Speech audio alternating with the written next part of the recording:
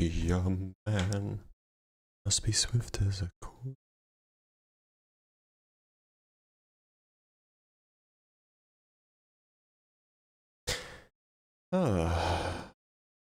Hope everybody's having a good day.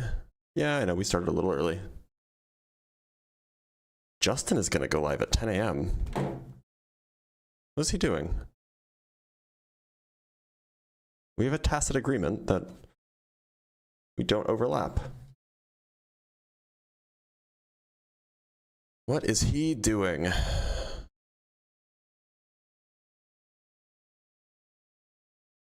Indeed, the oath is broken. Justin, you have betrayed me. Let me...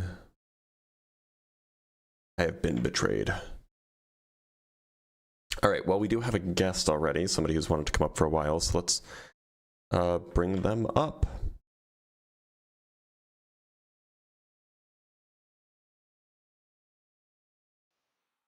May as well just get started, right? Theosophical Wanderings. You've been waiting quite patiently for quite some time now. Yeah. How are you doing? Can you hear me? I can. So what's up? What do you want to talk about? Okay, I just have a fine-tuning argument. First, I wanted to compliment you on a couple things I've noticed. There was a live you did last week, I think, and there was a gentleman on there, and I think you kind of like detected that he was an alcoholic, and you said, oh, "Hey, yes. you said, I don't know how you picked up on that. I must have missed it." He but told you me. Said, oh, okay, I missed that part. Yeah. Well, I appreciate it, but why don't we just dive right in, yeah? Sure, I'll get in there. I just appreciate that, man. Yeah, of course. Anyways, so here's my argument. Just two premises and conclusion. It says, if an outcome is far more expected on theism than on naturalism, it supports theism. Premise two, a life-permitting universe that allows for rational minds is an outcome far more expected on theism than on naturalism. And then the conclusion, therefore, our life-permitting universe supports theism. Yeah, okay. How do you justify premise two? So premise two, I got two ways here. There's like a two-prong approach. So I argue for why rationality is not expected on naturalism, and then I argue for why rationality is more expected on theism. So the first prong is a second argument here. So it's premise one. Hold on, just before we continue. Sure. By naturalism, do you just mean like physical causal closure, or how exactly are you using the phrase or the word naturalism? It's the view that reality consists only of the natural world, things like matter, energy. So that doesn't really help. Is like a soul natural? So like we need, like, you can't define naturalism in terms of the natural world, right? Right. Well, there's no supernatural beings or causes. Okay. So, okay, yeah, sure. Go ahead. Okay. Yep. All right. So, why rationality is not expected on naturalism. So, premise one, a reality that is fundamentally non-rational gives us no reason to expect rationality. Premise two, naturalism posits a reality that is fundamentally non-rational. Conclusion, therefore, naturalism gives us no reason to expect things like rationality or intentionality. So the second... so we can talk about that. So your first premise is that... actually, can you repeat those two premises? Maybe I'll just jot them down. Sure. A reality that is fundamentally non-rational gives us no reason to expect rationality. That's premise one. Sure. And then premise two is naturalism posits a reality that is fundamentally non-rational. And then the conclusion, therefore, naturalism. Sure. Yeah, got it. What does it mean for a reality to be either rational or non-rational? Well, rationality to me has to do with like intentionality. It's sort of like a product of a mind. Like if you have like the natural world is. Hold on. Now I'm a little bit confused. Those two notions are kind of distinct. So on the one hand, you can have intentionality, and on the other hand, you can have something that is the product of a mind. So. And those two things are not the same thing, right? They're not even closely related. For example, you can have a computer, it's a product of a mind, right? And a computer, but perhaps we wouldn't say that a computer is rational, right? We would say that a computer maybe was made by something that is rational, but it's not rational itself. So it's not clear to me what it means for a thing to be rational, right? Right.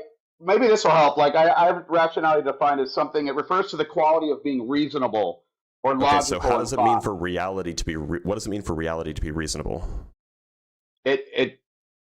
Well, physical reality is not reasonable. There's no mental phenomenon happening. The rationality is sort of dependent on a mental phenomenon. What does it mean for anything to be? What does it mean for a thing to be reasonable? Like, we usually think of ideas as being reasonable.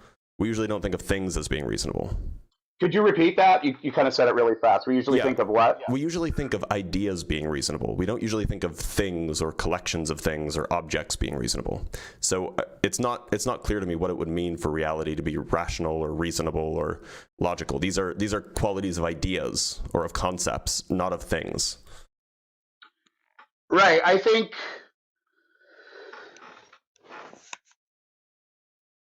I have to think about that a little more.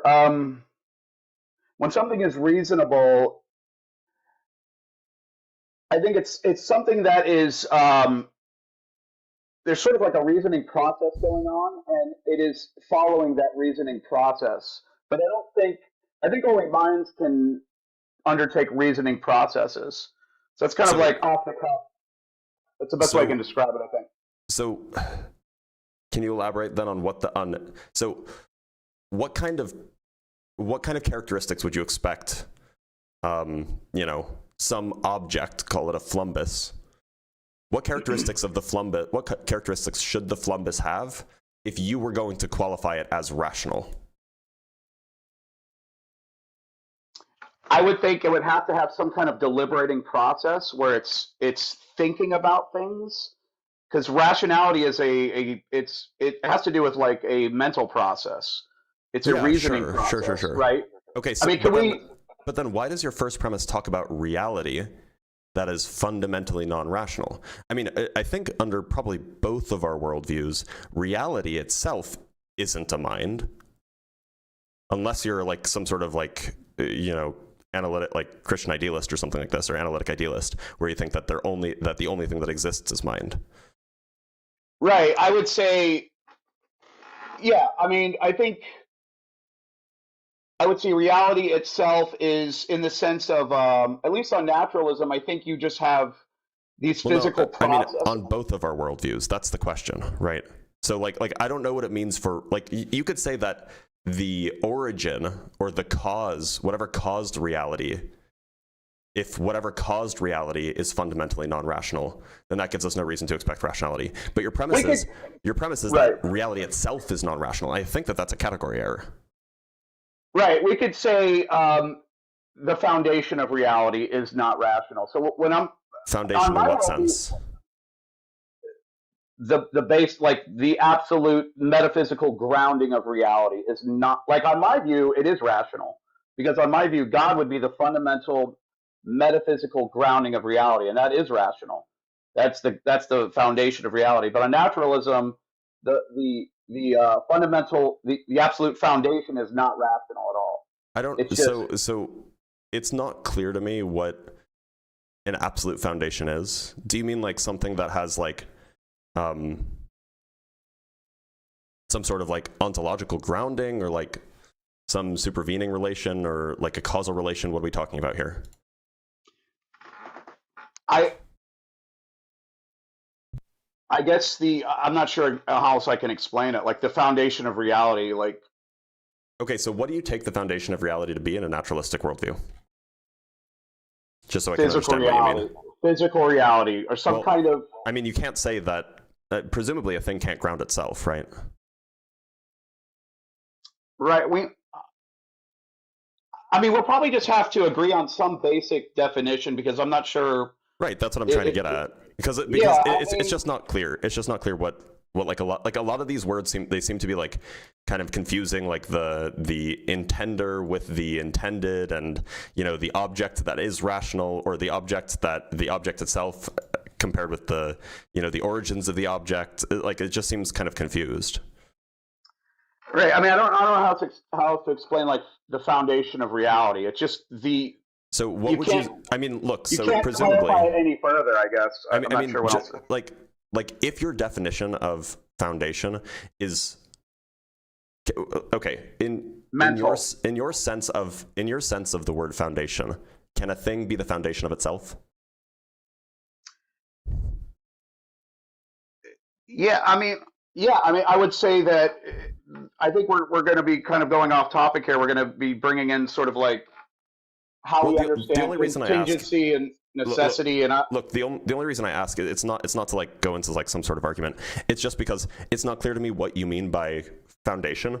And when I asked for what you think the foundation of reality is from a naturalistic worldview, you just said reality itself. And I'm like, well, okay, if maybe that's a coherent way of understanding foundation, but then in that sense, a thing can be the foundation of itself. And then I'm just not quite sure what you mean. I mean, this is where we're going to get into is something necessary or contingent, and then what I'm afraid will happen is we're going to go off on a So, rabbit trail about what that means. so when you say foundation, you just mean like there is some sort of Metaphysically necessary, or rather that in order for thing B to exist, thing A must also exist. You would say that A is the foundation of B. yeah, and you can't go any further. Like it's just foundational. It's just metaphysically necessary. Okay, And so yeah, we might sure. have, So yeah, there's like a necessity condition. If B exists, then it's necessary that A exists. It's fine. Okay, so that's what you mean. right, Okay, so yeah, you take it to be so your first premise is something like a reality whose foundation is fundamentally non-rational gives us no reason to expect that the reality is rational, or that to expect. Yeah, I think to you got expect half of what? it right. A To reality expect that is rationality. okay. To expect Yep. rationality, like just in general, or like what Yeah. Why? rationality of what? Well, just rationality in general. So if the foundation is non-rational, what is it about a non-rational foundation that would make you anticipate rationality? It's sort of like saying, what Well, I mean, about so it depends on your understanding of what rationality is, right? I mean, like, for example, you might say, a reality or a substance that is, sorry, a molecule that is not wet, or a substance composed of a molecule that is not wet gives us no reason to expect that the substance itself is wet. But that's just like a composition fallacy, right? Like you can have like individual H2O molecules aren't wet, they're just individual molecules. However, when you put a bunch of them together, you get wet stuff, right? And so it seems like your first premise is just, in some sense, predicated on a particular view or a particular understanding of what rationality is and where it comes from. And I imagine that if we dug into this, it would just be begging the question. Yeah, I'm not sure if it begs the question. I think it's sort of like conceptually it just seems to be completely different things. Like non-rationality is sort of like a denial of rationality. It's like expecting being from non-being. Well, I mean, you could say that And like so non-wetness is a denial of wetness, but H2O molecules are not wet, and yet you put a bunch of them together and you get wet stuff. And so, like so if you posited if you replaced, if you used the same structure for a premise about, H2O molecules and wetness and water, your premise would have the same form. It would, in some sense, have the same level of evidence, and it would be false.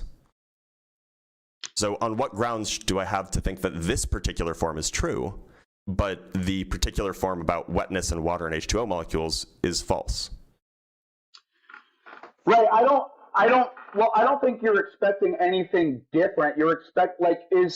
When you expect wetness from a molecule, is it a completely different type of thing, or it's just a new rearrangement of that thing? No, so I mean, It's like still, it's still it a is. physical. I mean, like there is no sense in which you can reasonably say that a single H2O molecule is wet, and so it's fundamentally non-wet, right?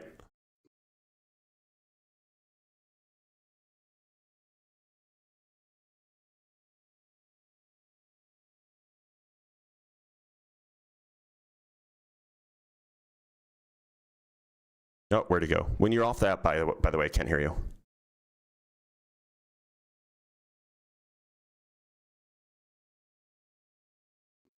Hello? I don't know what Welcome happened. back. Yeah, so maybe I can just help. Maybe I'll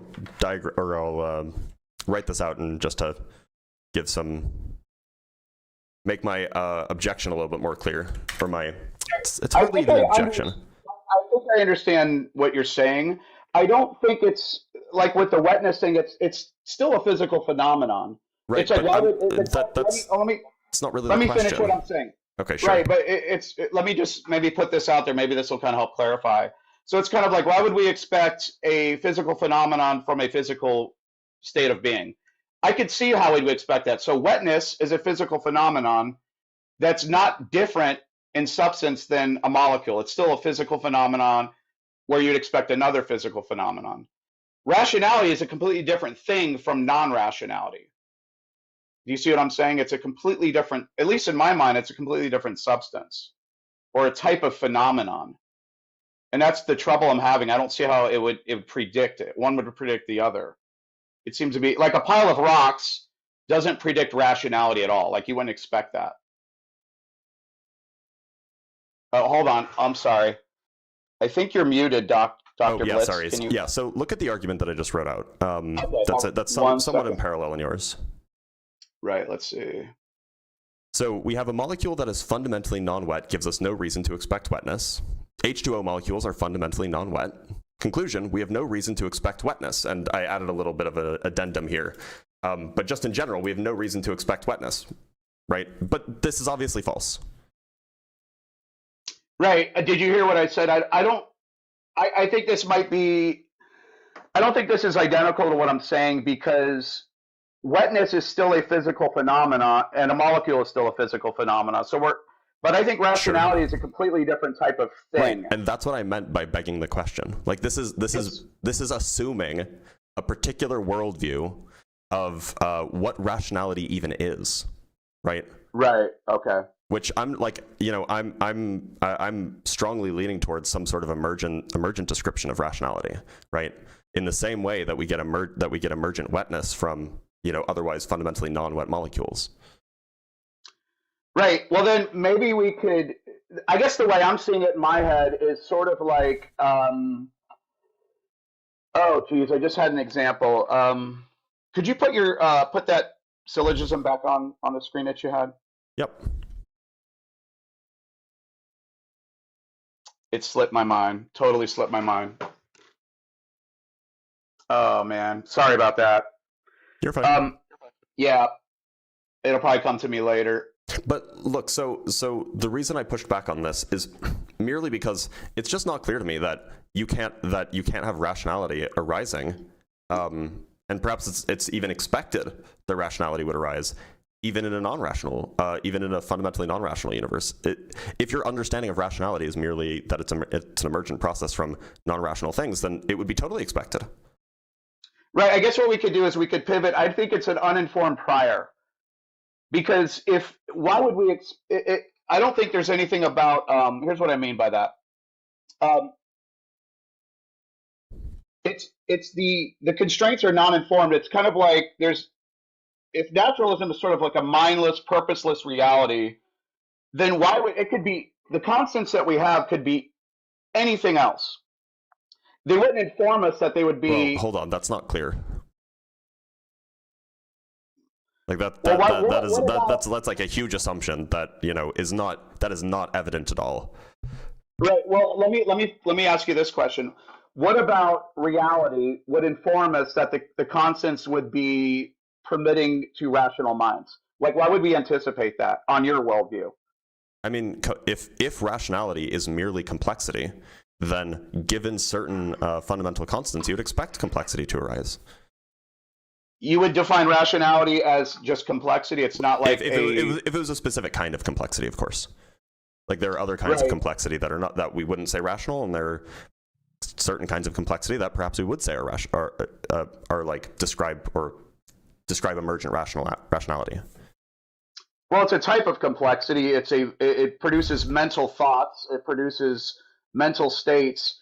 But the thing I'm having trouble with is naturalism. It doesn't inform us of any of that. We could have had totally different constants than the ones we have. That to be clear, that's not evident at all. It's not clear at all that we could have had different constants. Well, I mean, I'm curious as to why. What necessitates the constants? We have absolutely no reason to think that constants could have been anything else, right? We've never observed constants being different. We've only ever observed them being a particular way. So we have no reason to think that it's even possible that they could have been another way. Now, by possible, what do you mean? Like physically possible, or probably physically possible is too strong, because obviously it's not physically possible because the physics are governed by the laws of physics, and that includes the constants. But in some slightly looser sense, you might call it like metaphysically possible, where I talk about like the kinds of things that are like perhaps stronger than logically coherent, but weaker than pinned down specifically by these particular laws. So, right. I can give an example of something I mean like this. So, in Euclidean space, in like a Euclidean geometry, the constant pi could not be anything else besides what it is, right? That is a fundamental feature of a Euclidean space. It's just impossible for it to be anything else. And so this is and despite if we didn't know about this, for example, and you had just a bag filled with circles, and you just started pulling out circles from the bag, or you just pulled one circle out from the bag, and then you measured the diameter, you measured the circumference, and you took the ratio of the two, and you said, the ratio of the circumference to the diameter is 3.14. Now, if we had only ever pulled out one circle, maybe you would conceive that, oh, well, maybe I pull out another circle and the ratio of the circumference to the diameter is different. So maybe it's possible that this ratio constant, it could have been different. It could be different for a different circle, but that's just mistaken. And we know that that's mistaken. Like, one can show that in fact it must always be 3.14 and change, right? So what I'm saying is that there is that it's at least conceptually feasible that these are the only ways the constants could be, in much the same way that pi can only be pi.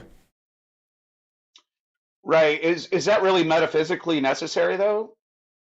Is that what you were kind of? So we don't really know what the deal is with the physical constants. So right. It's not clear at all. It's not clear at all that the physical constants are fundamental. It's not clear at all whether maybe they emerge from some deeper physics that are genuinely necessary. There's a lot that we don't know, and so to just say, oh yeah, they could have been different, like that's not clear at all. Right. Well, it's not clear at all that they couldn't have been different either. Right. So in my view, I think you have a burden to show that they have to be this way, and I'm not really clear on that either. I'm not making the claim that they couldn't have been any other way. What I'm saying is that the right position regarding fine-tuning is agnosticism. Merely because we do not have enough data to come to any conclusions about the ways the fundamental constants could have been. Okay, I mean, that's fair, but I just don't think you can land on like they have to be this way. What I'm asking is, if it seems to be naturalism is uninformed on which way the constants should be. And so I'm kind of like, why these constants? If you were not particularly well educated on geometry, then you might say, well, geometry is just uninformed on the way that is just not informed on the value of the ratio of the circumference of a circle to its diameter. So why is it 3.14 and not 4.5? This seems like an epistemological gap, not like some sort of like fundamental feature of naturalism. Right. I mean, but it seems like you're sort of presupposing that there is some kind of natural explanation. It seems like you're kind of presupposing the opposite, though. Well, if the question is open, historically, we do have evidence that this is the case, right? We do have evidence of of things that we thought were like fundamentally constant, like fundamental constants in the past, being further understood as something more fundamental in the future. Right, we do have evidence of this happening. The prime example is the Fermi constant, which was developed in the 1920s to try to describe the decay of like neutrons and things like and muons and so on. We later discovered through the standard model that it's actually there's a deeper reason as to why the constant was the way it was. So we do have at least have like some evidence that this is a thing, like that we have not really a particularly good reason to think that these constants that we've stumbled upon in the year 2025, these are the final ones, right? Right, but isn't that naturalism of the gaps though? We don't know, but it's got to be a natural explanation. Well, no, I mean, like I said, we have evidence, right? And to be clear, I'm not saying that it has to be a natural explanation. What I'm saying is that fine-tuning is sufficiently poorly understood that we should remain agnostic about it. Right. I guess maybe you've explained it, but I'm not seeing why naturalism would inform us that these particular constants would be the case. It seems like it could have been any. We don't know stuff about what the constants are. Like, what are the fundamental constants? These are just things that we don't know. Well, so to make arguments about the ways a particular constants must be, the ways that particular constants can be, to make claims about those, I think it's too soon. I think we're doing making an argument off the stuff we just don't have enough information about. Right, but we do have a concept of what naturalism means. Like, I mean, on your worldview, you don't think there's any purpose, no intentionality. Sure. There's no mind behind any of it. So why would we expect mind? Why would we expect the constants to be this way to allow minds? Look, you could make the exact same if you were geometrically uninformed. You would make the exact same argument about the ratio of the circumference of a circle to its diameter. You would say, why does it have to be this way? Under naturalism, under natural geometrism or whatever, you have no reason to expect that ratio would be 3.14 and not 6.5. But then you study geometry and you're able to prove that it couldn't have been any other way.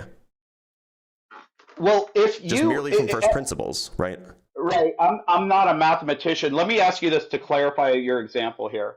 At the beginning of that example, is your informed prior a denial of this particular mathematical phenomenon? It seems like naturalism is a denial of purpose, of intentionality, of mind.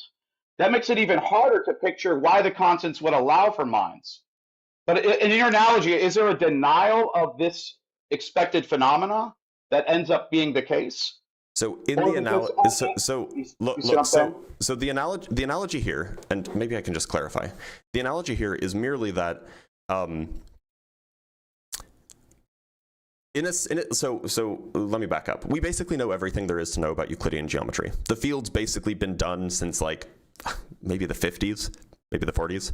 So that field's done. Like we know all of the theorems. We know that you can prove them algorithmically. Like fine. But 150 years ago, maybe we didn't. I mean, we absolutely didn't.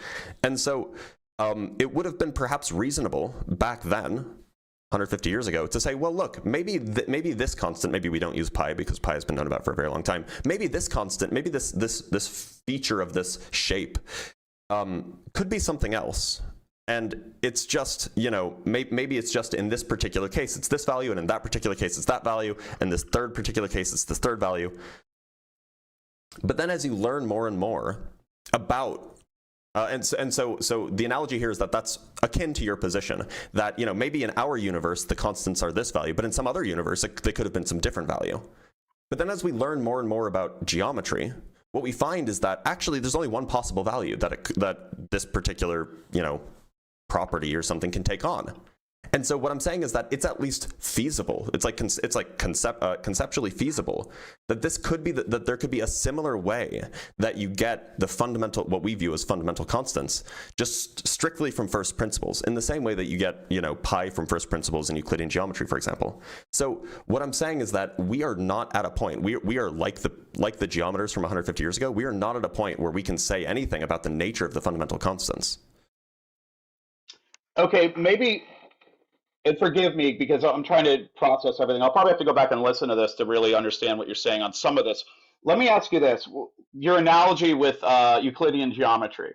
Mm-hmm. At the beginning, you kind of made a statement. You said maybe the feature of this, what it sounds like you're describing is that this phenomena was simply just unanticipated. But what I'm saying is, it's naturalism isn't just, minds aren't just unanticipated. They're denied. Naturalism is a denial that at the foundation there is purpose, there is intentionality. It's the denial of all those things. in your Euclidean analogy, Well, if you're saying, perhaps well, at the hold on, foundation. let me finish. The Euclidean example, you're not starting off with a denial of the phenomenon. But on naturalism, you are. You're saying at bottom, there is no mind, there is no purpose, no intentionality. So it would be even more surprising to find the constants to allow mind, intentionality, purpose. That's what I'm Sure. saying. Okay. I understand the objection. So I can adjust the analogy to be more analogous in light of that. So suppose that you so I'm gonna have to rely on the Riemann hypothesis here, and I'll explain what I mean. So so there's this thing in number theory. It's a branch of mathematics called the Riemann hypothesis, which just says that all of the prime numbers lie on a particular line. For a particular function, they just all lie on a particular line. There's like some structure there. Now, and this problem was posed 150 years ago, it's still unsolved. Now, if you had talked to the person who proposed this, just as they proposed it, they maybe were thinking that the prime numbers have no reason. Like there's no fundamentally rational feature that would force the prime numbers to fall on this line. There's no ordering structure. The prime numbers are just random. Why should they all fall on this line? But if it turns out that the Riemann hypothesis is true, which most mathematicians think it is for good reasons, if it turns out that the Riemann hypothesis is true, then in fact there is some underlying there's some kind of unseen mathematical structure that we weren't aware of that forces all of these seemingly random prime numbers to fall onto this line. And so even when you totally accept, there is the prime numbers are essentially as random as they can be, there is some structure there. There's some underlying feature of the randomness that forces them all to be random in a particular way. And so I think that this is probably closer to what you're thinking of, namely that you can deny the order of the prime numbers, and then you find emergent out of the kind of like the way the prime numbers are connected to each other, you find some order there. And that seems like entirely plausible, like the kind of thing that's happening, or at least feasible, the kind of thing that's happening in our physical universe. Okay. So what it sounds like, let me ask you this. I would probably just make an inference to the best explanation. I would say can you imagine, or are there any examples that you're aware of where a phenomena wasn't predicted and that prediction was correct? I mean, I'm not a physicist. Where a phenomenon wasn't predicted, but the prediction was correct? Where a phenomena is not predicted and it turns out to be correct. Like as far as what turns out to be correct, though? That this thing is not true. Like your predictions are showing that it's not true, and it just, as opposed to kind of reassessing our data and then, we were wrong about that prediction, this thing is correct, like the example you just gave. Are there examples where the fundamental starting base of your fundamental starting point does not predict it, and it's true that this thing. Let me think of an example here. Okay,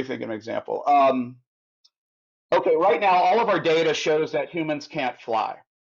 Right now, that's kind of like that's our starting point. What we know now, humans can't fly naturally.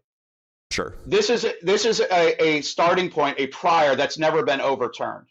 And I can think of like tons of things like this. So what you're giving me is an example where, okay, we've had a starting point where we didn't expect this. We've even denied a phenomena, other than we turned out to be wrong. The phenomena was correct.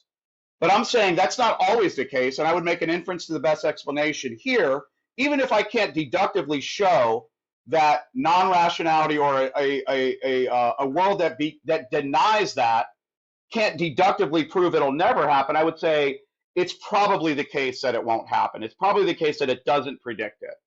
And so I'd kind of like maybe just change my argument there to make it more of an inference to the best explanation. And what it sounds like you're saying is like, well, it's possible. I can give you examples. And I mean, like, there's just like a pretty, like, there's a nice web page that has a lot of these. So there is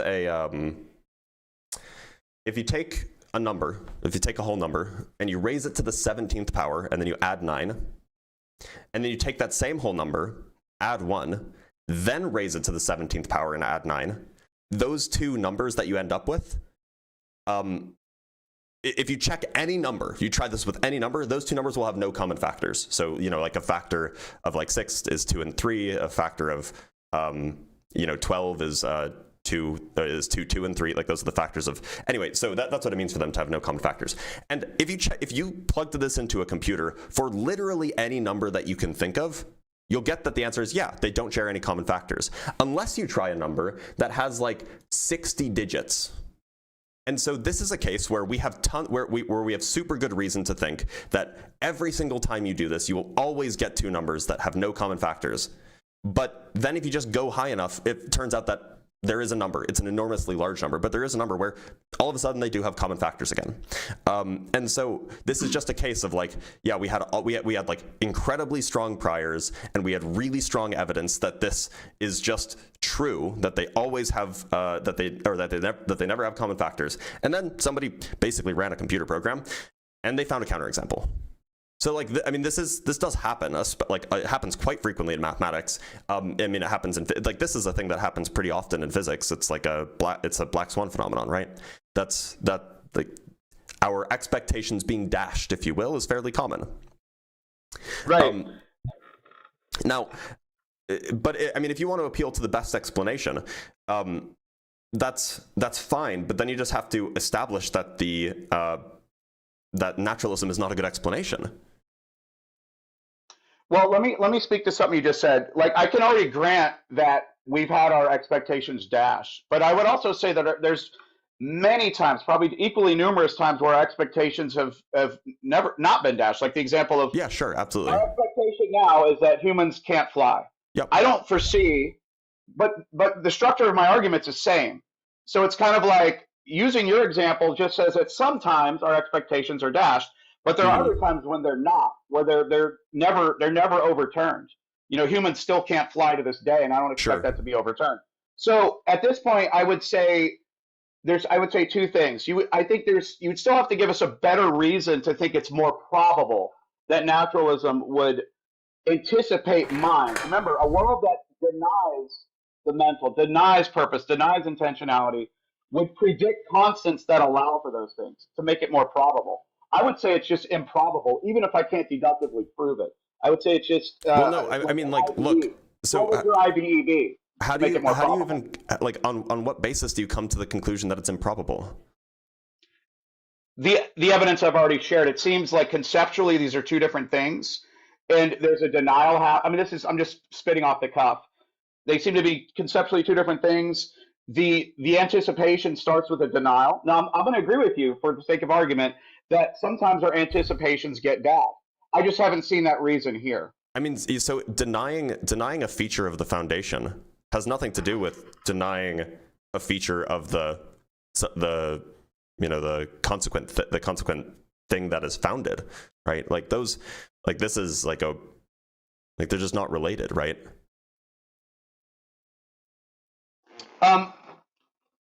I mean, they can be related, but there's I don't see any reason to think that they have to be related. I mean, like emergent phenomena are the key example of things where the structure of this, like the underlying structure is just basically disconnected from what happens at a higher level.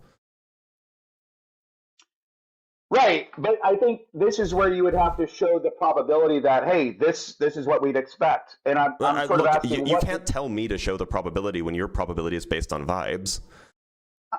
Well, it's not vibes. It's kind of like conceptually, I don't see it. So how are you getting the probability from the conceptually? Like we argue against God conceptually all the time. Like we start with the a priori conception of God.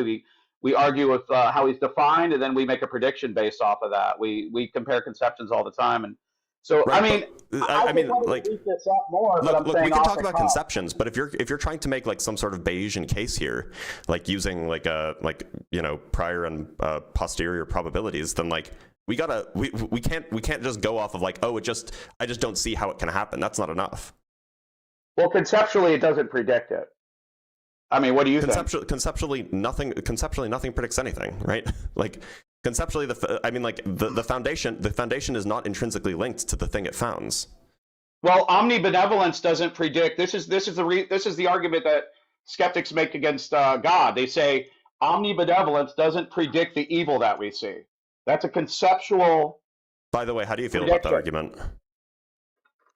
I am a skeptical theist on that. What that means is... you can't be a skeptical theist and make an argument for the best explanation. Okay. I think we're going off on a rabbit trail here. I mean, you can't. This is actually like devastating for your worldview.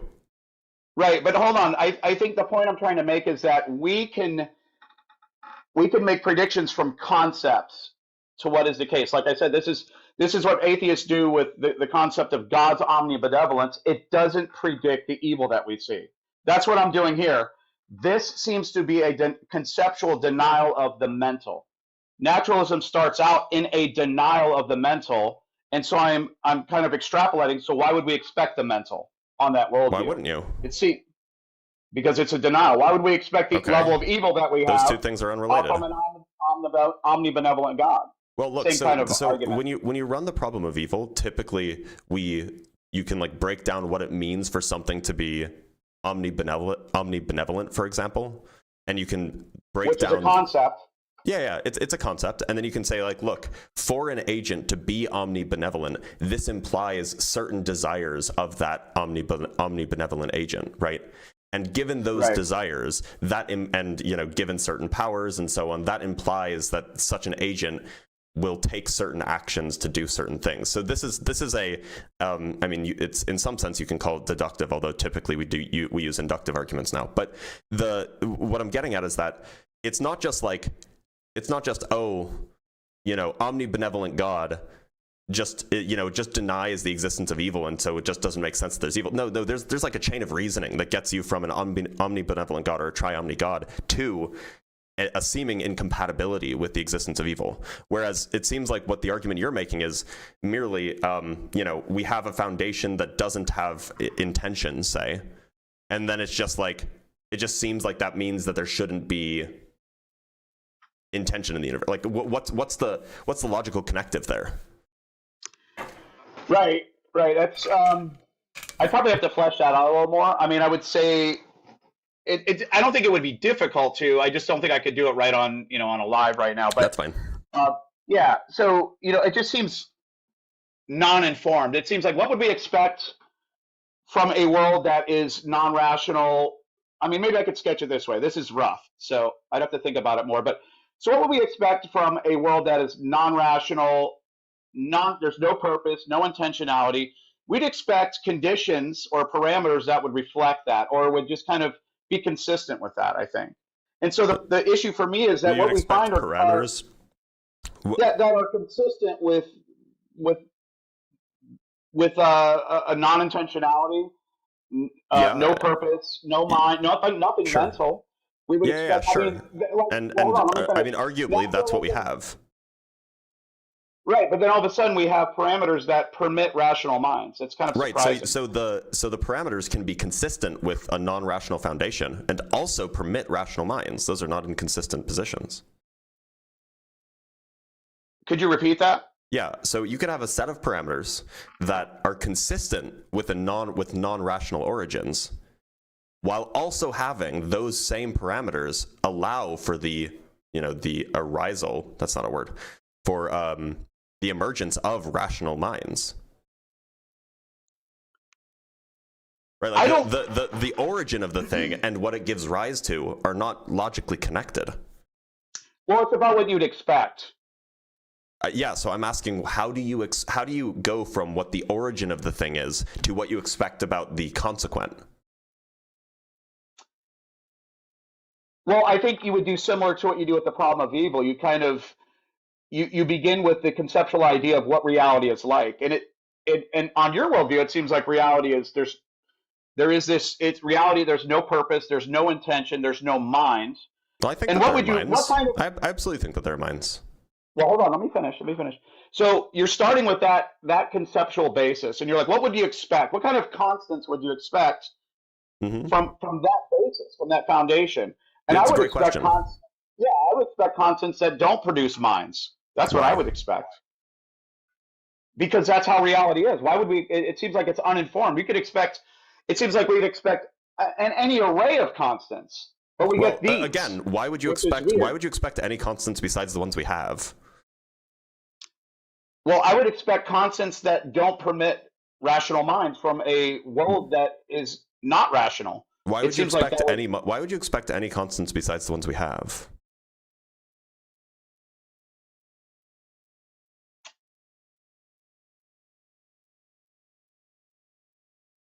Well, I mean, if we're starting, is that a question about, are you sort of asking, is it possible for them to be different, or is it because I'm asking? Look, our priors for the most likely constants are these ones, right? That's what your priors should be. Well, we're starting with two hypotheses, naturalism and theism. So the way I'm reading your question is, why on naturalism would you expect constants that allow for minds? I wouldn't. I really wouldn't. I mean, like, look, it sounds like you're saying that, like, for some reason we should expect that the constants should be different in a way that doesn't allow minds. And like, why? That doesn't allow for minds because at bottom there is no mind, there is no purpose, no intentionality. Look. At bottom, are there stars at bottom? No, of course not. Stars are like some sort of like emergent large scale structure, and yet but are stars minds? Yeah, they do, but they're not. Naturalism isn't a denial of physical processes. Stars are just physical processes. I don't think it really matters that there's it seems like you're leaning pretty heavily on like this whole denial business. Like I don't think that like, you know, like the denial of like the foundational mind, I don't think that really matters. Like the point is what are your metaphysics? Your metaphysics are either that there are supernatural causes or that there aren't. And it just seems like whether or not there are supernatural causes, that doesn't really say anything about whether we should expect stars to exist. Like, for example, in your worldview, at the foundation, it's only mind, right? It's only physical. So would you expect there to be anything at all physical? Well, I mean, I guess not if we're using your reasoning. Because you know, your foundation denies the physical, right? It could be, but it doesn't deny the rational. It doesn't deny mental or purpose. Right, but it denies the physical. But we do find we do indeed find right. But okay, so are you suggesting that there are no physical things? No, not at all, not at all. But my argument isn't an argument from physical phenomena. It's what I'm doing is I'm inverting your argument and showing that it's a little bit absurd. Oh, well, I mean, you could do that with any expectation. You could say, I'm not denying that a certain hypothesis will predict a certain outcome. I mean, that's trivial. I mean, that's what you're saying. Like, well, we could say God doesn't predict physical beings or physical makeup. Fine, I'll grant that, but that's not what's on the table today. No, but it absolutely is, right? Because you're saying, well, look, naturalism, exactly parodying your argument, naturalism does not expect, you know, perhaps minds, mental objects, right? Because, you know, at the foundation there are no mental objects, so why would you expect mental objects?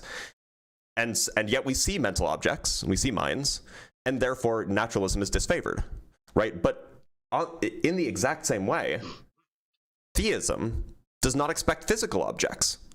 And yet we see physical objects. I imagine that you agree with me on that. Yeah. And therefore theism is disfavored. When it comes to physical objects, I could grant that as a chip, as an evidential chip. But I don't think that's what's on the table, though. The arguments are equally strong, right? So it seems like this style of argument gets you nowhere with regards to the existence of a god, whether or not it seems like this style of argument should leave you agnostic. Well, it seems to me like I think all you're saying is that, hey, a certain hypothesis will predict a certain outcome. I agree. So when it comes to physical objects, yeah, theism doesn't necessarily predict that. I agree, but that doesn't. You just adjust the argument you're making to what does the hypothesis predict. And naturalism, to my mind, I just haven't seen any reason to anticipate the mental or the rational or intentionality or any of that stuff. I just haven't seen it. My point is I don't think that. Do you take it to be the case that the fact that there's a physical world makes theism weaker? Do you think that that's actually like true? That theism is a weaker position because there's a physical world? Not necessarily. What I said earlier, I'm just for the sake of argument, I could say, you know, just to kind of just to kind of throw that chip out there to just to make the point. But I'd have to think about that a little more. I don't think so, not necessarily, because yeah, not to my not off the top. I don't think it is. So look, all I'm saying is that the parity argument goes both ways, which and by the way, I don't think it's the case that the existence of the physical world makes the existence of a god less plausible. I don't think that that's a particularly compelling argument, because I don't think that the nature of the foundation affects what you expect to see. That's the result of the foundation. I don't think that those two things are intrinsically linked. So I just don't think the argument works. But if that's the case, if the argument doesn't work, then your argument doesn't work either. Right. I think they're the same style of argument. Yes, but all you're saying is that a modus ponens is a modus ponens. It's like, yes, they're the same. No, I'm sorry. All I'm saying is that the underlying implication of the argument that the foundation informs on the, or that the foundation informs on what's expected of the thing that is founded, I think that is a faulty premise. Okay, well, we've already been otherwise it leads you to the I agree, absurd conclusion that the existence of a physical world is not predicted given a god. Right. I think we've already been through this. I've already said there are examples or scenarios where our anticipations are dashed. But I'm saying I would convert this to an inference to the best explanation. There are also scenarios where our anticipations aren't dashed. Okay, so then I would make an inference to the best explanation. I would make an inference to the best explanation that the existence of a physical world is best explained by naturalism, because you have a natural foundation which gives rise to a natural world. No, that's not. That's what you have to. The data is parameters that allow for rational minds. Why would that? I'm making a different inference to the best explanation. I'm saying, look, we have a natural world that is best explained by a natural foundation rather than a supernatural one. Right, but the data. What we're trying to explain are these constants that allow for rational minds. Why would that be predicted? What would be your IBE for that on naturalism? I'm doing a parity argument. Okay, is it a parity argument, or you're just taking it's a parity argument? Yeah. Right, but I thought we kind of went through this. I already granted that our anticipations are dashed. There are occasions where they're dashed. Oh, is that the parity? So no, look. So if we're allowed to use sometimes our anticipations are dashed as a way to get around this inference, then I would just use the exact same argument for your claim about the nature of the particular physical constants. Right, but sometimes our anticipations aren't dashed. Yeah, so why are they dashed? Why is it reasonable to think that our anticipations are dashed in the case of God being unexpected given physical world, but they're not dashed in the case of God or of naturalism being unexpected in the case of mind permitting constants? What's the symmetry breaker? Okay.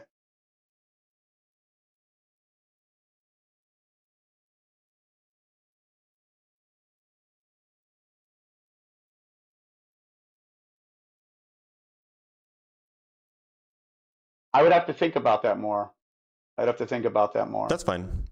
I mean, like we can call it there. By the way, I do want to bring something up, which is just interesting, because you brought up the problem of evil. Not that I want to talk about the problem of evil, but you're a skeptical theist, fine. But have you read? There's a paper, and I haven't read it, but I've read the beginning of it. And let me see, is it this one? And it's on my reading list. But the paper is called "If We Can't Tell What Theism Predicts, We Can't Tell Whether God Exists." Have you heard about this paper by Clemenhaga? I know who Clemenhaga is, and it sounds familiar. Maybe the concept. Yeah. Is it sort of like it produces like global skepticism? Not really. It's I mean, sort of, kind of. Roughly, the argument is merely, look, if we're not able, if God is some inscrutable thing whose reasons cannot be understood by mere mortals, right? Hence why, there could be evils, and the reasons for those evils we just don't understand. Then it seems like we just are incapable of figuring out what kinds of things we would expect given a God, right? Yeah, I think that leads to like a global skepticism. I think that's sort of the point. And if that's the case, then you can't make any Bayesian arguments for God. You can't make any sort of inferences to the best explanation or any sort of like, probabilistic arguments. You can't say, oh, well, it's more likely that this is true given a God than otherwise, because you have no idea what to expect given that a God exists. I would deny that. I would deny that inference. I don't think it leads to that level of skepticism. And Perry Hendricks has written a few papers on it. I don't have them in front of me to give you the titles, but he's like he's an expert on skeptical theism. That's kind of like his bread and butter, and he's responded to a lot of arguments like that. So I would just kind of put that up for the audience. Let me leave you with this, Dr. Blitz. It's been a great combo. So let's just grant. Hey, let's just grant for the sake of argument. I need to think a little bit more about this parity thing. Let me challenge you on something. Let's say theism doesn't predict this. I would challenge you. How does naturalism? What is your inference to the best explanation for why your reality would predict rational minds? And I just want to leave that for you and the audience. But hey, man, it's been a great combo, brother. Appreciate it. Thanks for being here, Theosophical. Yes, sir. Yeah. Yeah, I mean, I figure I should probably answer that, right? I mean, roughly, I'm very agnostic about fine tuning. I'm not convinced that there even is fine tuning. I'm not convinced that if there is fine tuning. I'm not convinced that there is fine-tuning, perhaps that these are the only ways the universe could have been. I'm also not even convinced that if the universe were slightly different, you couldn't have rational minds. That doesn't seem to be true. I'm also not convinced that, like, there's only the one universe with the one set of physical constants. Like, it could, like, there are just so many things that could account for why the constants are what they are, that it's just not clear to me at all that this is something that we have the tools to explain right now. So I take the fine-tuning argument to be one that, oh, we should be agnostic about the origins of the constants of nature. That's what I take it to be. All right, let's bring on our next guest. Oh, I missed reading the super chats. All right, I'll read the super chats after this.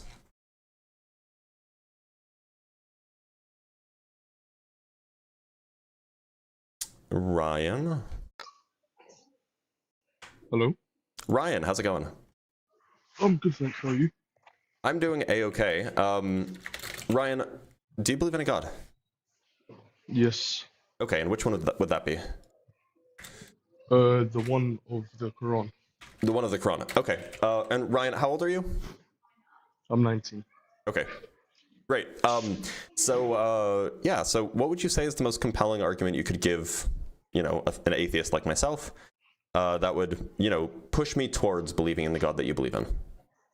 Well, I don't really have a set argument just because there are so many. There is infinite arguments, right? So what would you say is the most compelling one? Yeah, no, I just said like I don't have like an idea of the most compelling one just because that they are all compelling to me. So it just depends on the person, right? So okay. So if I were to like, what do you think will be most compelling for me? If I were to try to convince you, I'd have to get to know your stance on theism. So I want to know like why are you an atheist instead of an agnostic? The arguments I've heard for atheism, for the non-existence of a God, are stronger than the arguments I've heard for the existence of a God.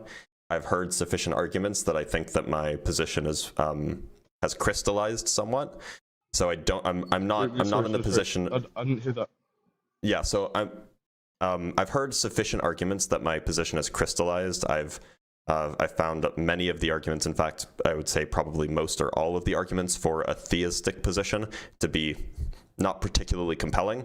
And I've found several arguments for the atheistic position to be rather compelling.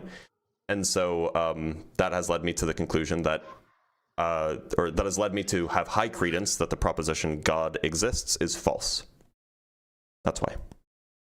I've just heard a lot of arguments for the non-existence of a God. Can I hear those? Yeah, I mean, there's several that are pretty compelling. So, one is an inductive argument, namely that we have good reason to think that our, like, merely from physiological, from neurological, from psychological phenomena, we have good reason to think that our minds are tied to our brains. namely that it seems like minds cannot exist in the absence of brains. Every mind I've ever seen is always tied to a brain. And so if it's the case that minds are always tied to brains, or that we have a good reason to think that minds are always tied to brains, then it is impossible that there could be a disembodied mind that's not attached to a brain. This would be God, so that would make God impossible. A second argument that I find fairly compelling. Wait, can we just go one at a time, so like it's easier for? I mean, so sure, if you want, but I'm not here to give you my arguments and for you to debunk them. You're here to give me arguments. I was just offering you a sample of the arguments that I find compelling, so you could get a feel for the kinds of things that I think are good arguments. Well, I think it's just subjective onto how you feel about the arguments. Yeah, that's true. You know, that's how we evaluate arguments. Whether the arguments are compelling or not is arguably subjective. Yeah. So I'm trying to show you why the arguments that you're using aren't compelling to me. Right, well, I'm not trying to convince you. I'm not trying to convince you, Ryan. You're trying to convince me. I'm trying to convince you why those arguments don't work. Okay, but you're going to tell me why they don't work for you. That's not going to inform whether they don't work for me. Yeah, but I'm here to convince you. I can't. Yeah, so you have to convince me that a God exists, not that my reasons for thinking a God doesn't exist are bad. What? Right? But wouldn't that be included in me convincing you that God exists? No. At best, that would get me to agnostic. Yeah, that's my plan. Okay, so your plan is not to try to convince me to believe in your God? No, once you're agnostic, then it's easier. Well, why don't you just present the argument that you would present to an agnostic person? Because you're more open-minded if you don't have the presuppositions that the arguments that you have for atheism are compelling. And especially once you're an agnostic, you're more open-minded. Are you more open-minded? What do you mean? Are you as open-minded as an agnostic person? No, I'm just saying an agnostic person would be more open-minded to God than an atheist. I mean, sure, obvious. Insofar as they haven't made a decision or that they're uncertain, right? Yeah. Okay, so why not I give you then, because I wasn't, so it sounds like what you want to do is not actually give me an argument. Is that the case? There's too many arguments and nothing ever proves God, so I don't feel like I can convince you by giving you arguments. Wait, so look, I could tell you what I think is probably the strongest argument against the existence of a God, but you can't tell me what you think is the strongest argument for the existence of a God? Well, there are many that come to mind, don't it? Okay, can you name one? Yeah, Gödel's proof. Are you familiar with Gödel's proof? Because you're not familiar with it? No, like I've heard of it, but like I'm not too well versed into it. So it's not an argument that you could ever give. Almost certainly you don't understand it. That would be for most arguments though, especially because. Right. So I'm asking, what is the best argument that you could give me? Oh, I'm saying that there are too many arguments, and I'd rather just work on what convinces you there isn't a God, and then work up from that. So why not work with this? I take causation to be a thing that happens in time, and if the universe is caused and the universe contains time, then it's a category error to say that anything caused the universe to exist. Well, then I'll just say God manifested it. What does manifestation mean? So like, you see when you're dreaming, yeah? Yep. You can manifest things in that dream? Yeah, in that sense, we say that we can cause that dream to exist in our minds, right? Yeah, but then it comes to like mental things, which isn't physical, so it's like. I mean, that's neither here nor there. This is still like a temporal cause. No. Like, I'm just saying, like, once you move out of the physical, it's it no longer has to be temporal, right? Everything that's physical. I don't know what it means for a cause to be non-temporal. Can you elaborate on that? Yeah, basically, like the way you use cause day to day will be temporal, but it doesn't necessitate that God couldn't create the universe and be outside of time. Can you explain to me what a cause is that's not temporal? Again, this is just semantics. It's like, no, this isn't semantics. I take causation to be a thing that only happens in time. Yeah, but you can't prove all causes are like that. That's just if you're talking about some other thing that you're calling a cause that's not temporal, I have no idea what you're talking about. Yeah, so like not all causes have to be temporal because we can't. Can you give me an example? No, I can't. So why should I think that there are non-temporal causes? because you don't have a reason not to. Sure, I do. I have like every single reason in the world. Every single cause I've ever seen is temporal. That is like but that doesn't, so it doesn't good. necessitate, that is absolutely good reason. Okay, it doesn't necessitate that. No, it that doesn't. But it's every... very, very strong theist or very, very strong inductive evidence that it is the case. Okay, and then I'd say, well, I see reason in everything, so why wouldn't I assume PSR, which would be a proof of God? Oh, well, I mean, I could give you like perhaps counterexamples, but it depends on which version of the PSR you take. Yeah, so like, but also that's the PSR point, is not a proof for God. That is really rough for you. What do you mean? No, there's an argument for God using PSR. Conditionally, if you accept PSR, then you have to accept God. No, you don't. I mean, are you talking about the strong PSR, or the weak PSR? Which, like, there's like 7 PSRs. Which PSR are you talking about? I think it's a weak one. Okay, so the weak PSR, and let me pull up. So there's like, again, like 3 weak ones, but we can pull up. We can go to here.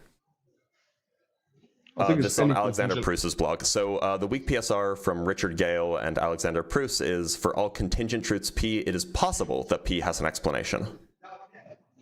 So is that what you're talking about for the weak PSR? No. So which PSR are you talking about? Every contingent one has an explanation.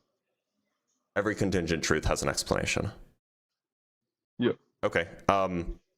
So let's work through this. So you take that the universe exists as a contingent truth? Well, that's what we observe. Well, I mean, hold on. That's debatable, but we can get to that. So you take that to be a contingent truth. So then what's the explanation? Oh, and by the way, I take it because this is the PSR, you mean that there is a sufficient explanation, right? Yeah. Okay, so then what is the sufficient explanation that the universe exists under your worldview? Yeah, that would be God. Sorry, just stipulating an object isn't an explanation. You have to stipulate an explanation. What is the explanation, right? Well, what do you mean, like if I say that my phone exists, the explanation is not Steve Jobs, right?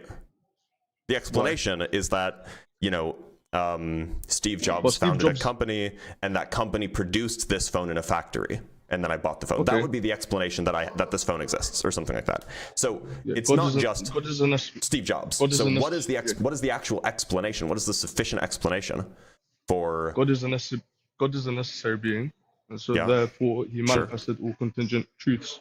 Okay, so the sufficient explanation is that a necessary being manifested this. I don't know what that means. Is that supposed to be some sort of causal thing, or is that just like this just happened? Yeah, it's a causal thing. Okay, so we have a necessary thing, God, and then we have some other truth that the necessary thing manifested the universe existing, say, right? Yeah. Okay, now God is a necessary thing, so it doesn't need explanation. But God manifests. No, it's contingent on his divine will. Okay, so God manifesting the universe is contingent on the divine will. So is the divine will a sufficient explanation for God manifesting, manifesting the universe? Well, compared to the contrary, I don't know what compared to the contrary means. Like, is the divine will being compared to present?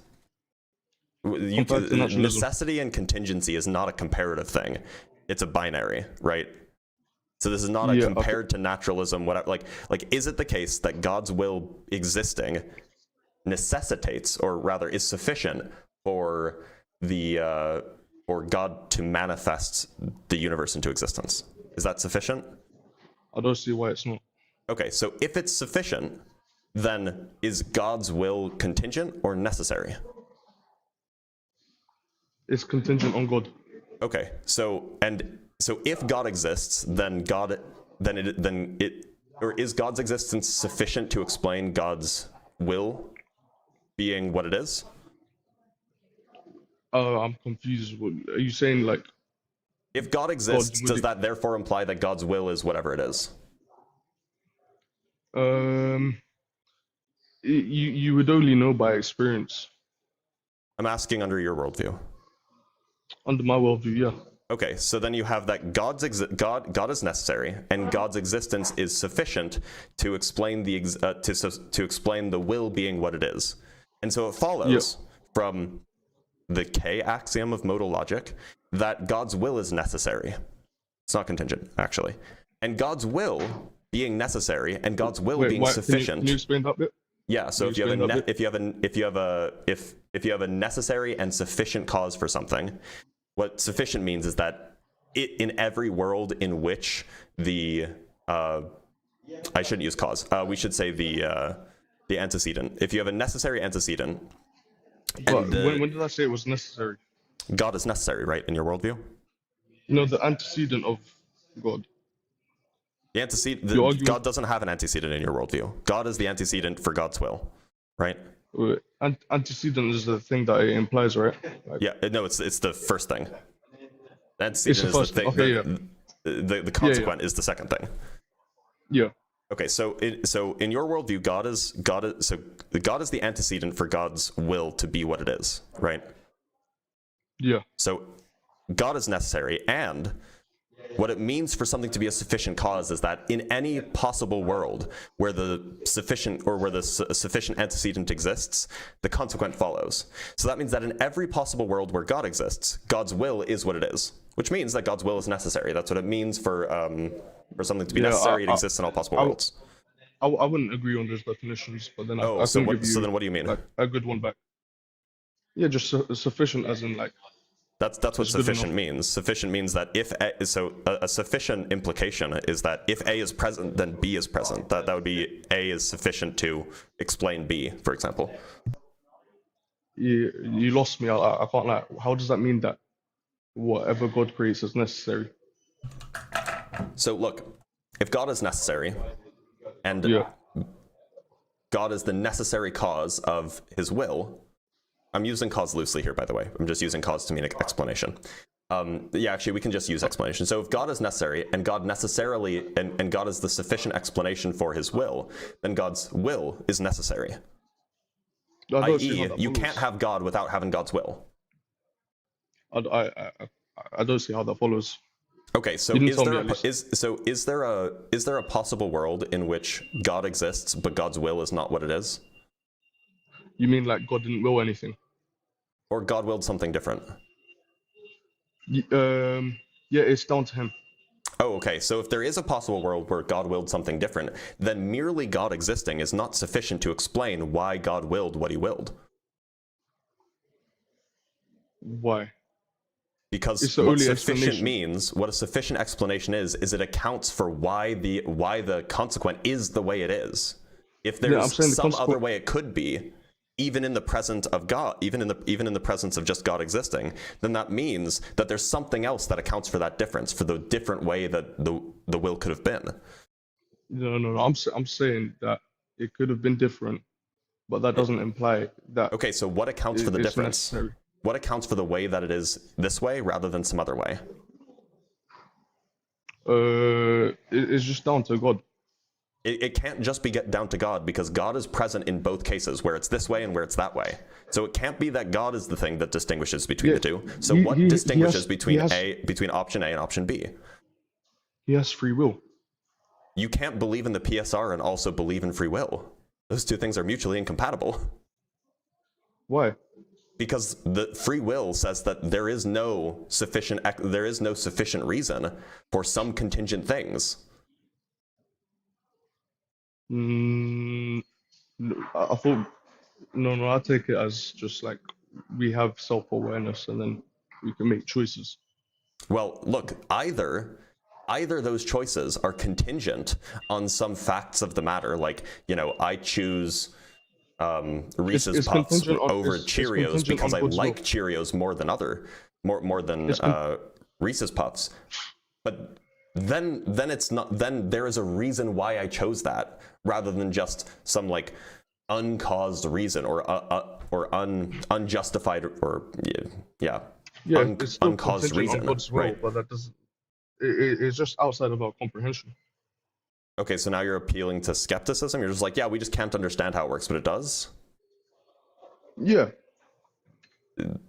You understand that that is very uncompelling to anybody who doesn't believe in God, right?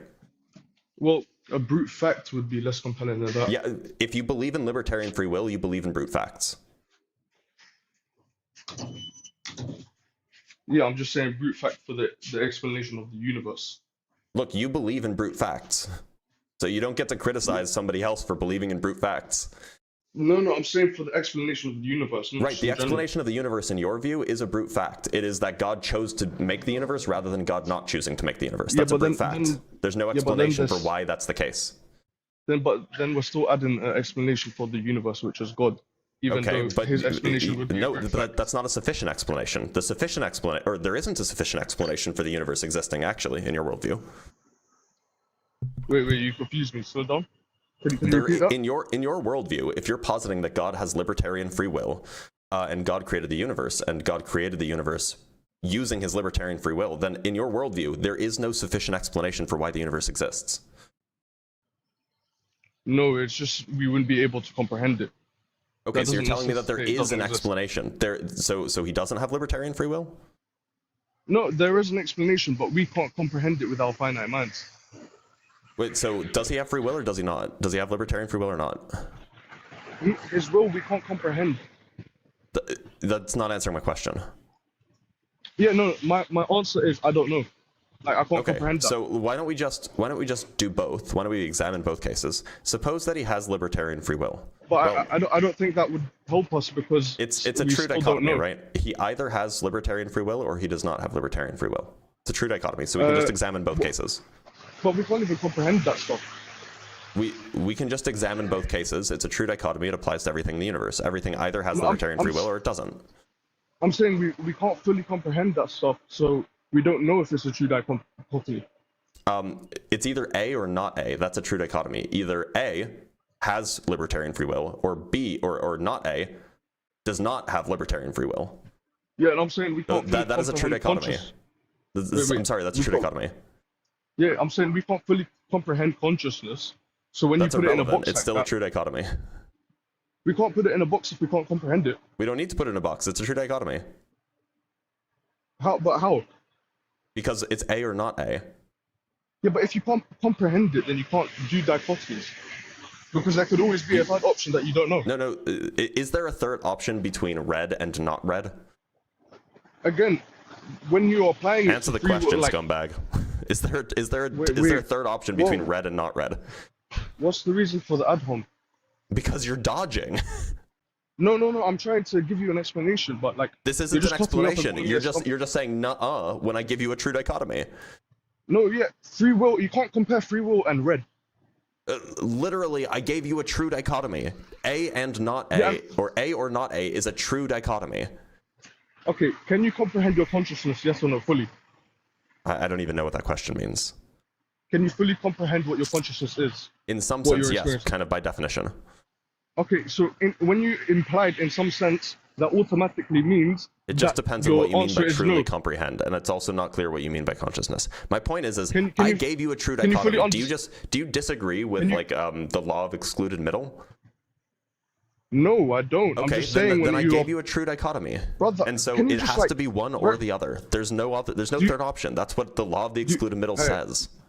Do you understand? You're just interrupting me whenever I'm trying to give you an answer. You're not giving. You just contradicted yourself. On the one hand, you said that you agree with the law of the excluded middle, which means that if I present you with an A or not A, that proposition is true. Either A or not A, one of those things is true. Is a true sentence.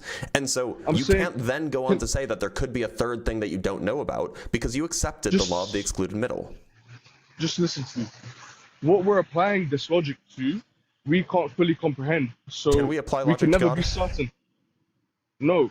Oh, okay. So your God is illogical? No. Oh, but you can't apply what do you logic mean by to illogical? it. I mean, doesn't follow the laws of logic.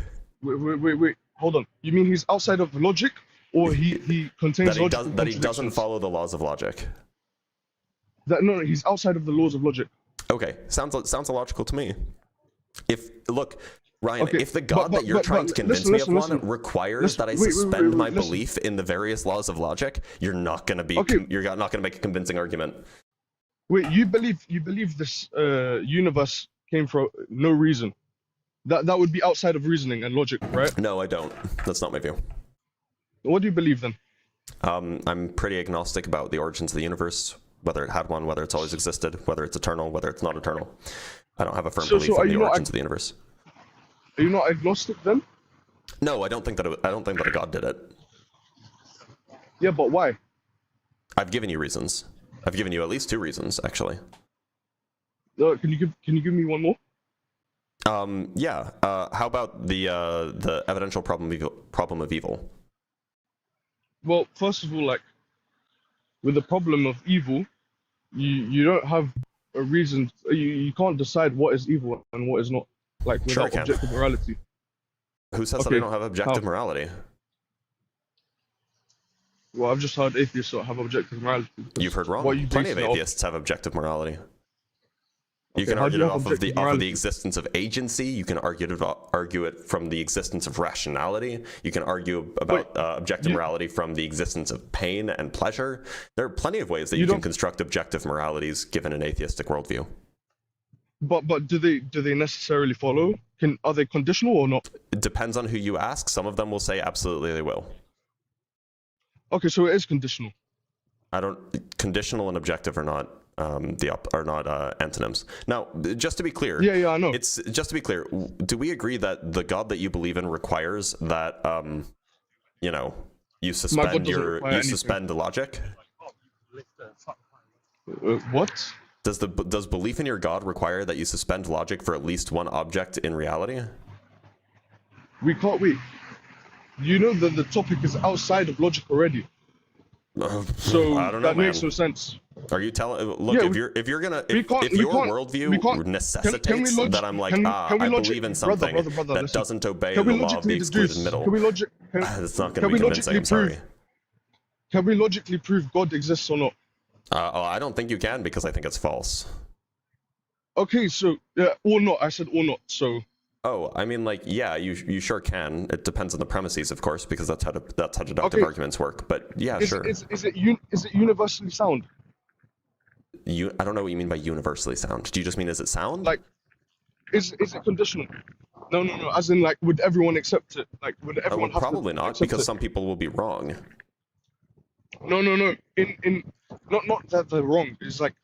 Are they forced to accept it? To steal an Ianism, just because the stupid kid believes that 2 + 2 = 5 doesn't mean that it's subjective, that 2 + 2 = 4. I'm not saying that. I'm just saying, like, is it conditional? Every single logical argument is conditional on its premises. No, are the premises... That's what a deductive argument is. Okay. Yeah, but I'm saying, are the premises... Yeah, can people disagree on them? Yeah, people can also disagree that 2 + 2 = 4. That doesn't make them false, right? Can you logically prove your premises? Yeah, probably. But again, that would be So you could always Ryan, can't by necessity. Ryan, you can always construct a deductive argument for whatever premise, especially if the premise is true. You can always construct a deductive argument for it. But those deductive arguments will then further rely on additional premises, right? Okay, so we agree that whatever we're trying to debate about is outside of logic. No, it's not outside of logic. Logic is the way that you go from premises to conclusions. How can we logically deduce the fact that there isn't a God? What do you take logic to be? Because I have a feeling that you don't know what it is. It's like a formalized system of discovering truth. No, it's a formalized system of associating axioms or hypotheses or premises to true conclusions. Mm-hmm. Or rather, I'm sorry, not true conclusions, to conclusions that follow from those axioms, hypotheses, or premises. Mm-hmm. So if the hypotheses, axioms, or premises are true, then it follows that the conclusions are true. That's what logic is. Mm-hmm. Okay. So, do your arguments against God's existence, they absolutely do that, yes. Do they follow 100% of the time? Yeah. Can you demonstrate one? Yeah, sure.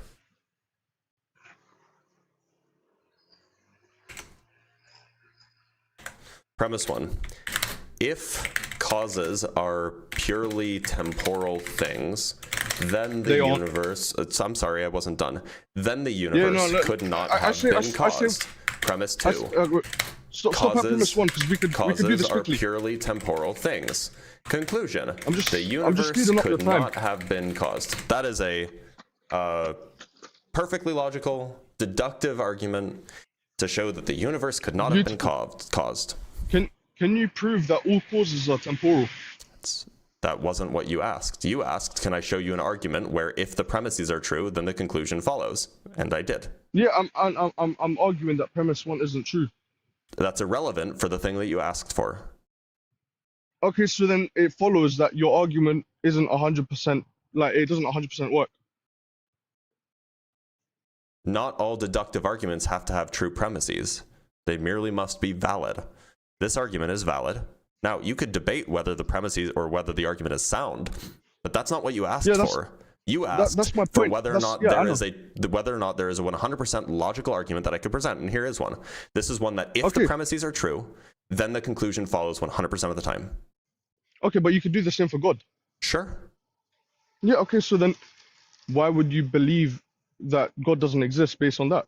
Because I think that the premises are true in this case, and I don't think that the premises are true for your arguments for God. Okay, so then tell me, is this your strongest argument?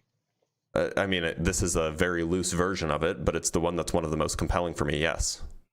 Yeah, okay, so if you can't prove all causes are temporal, then surely you shouldn't believe We have very good reason to think that causes are purely temporal things.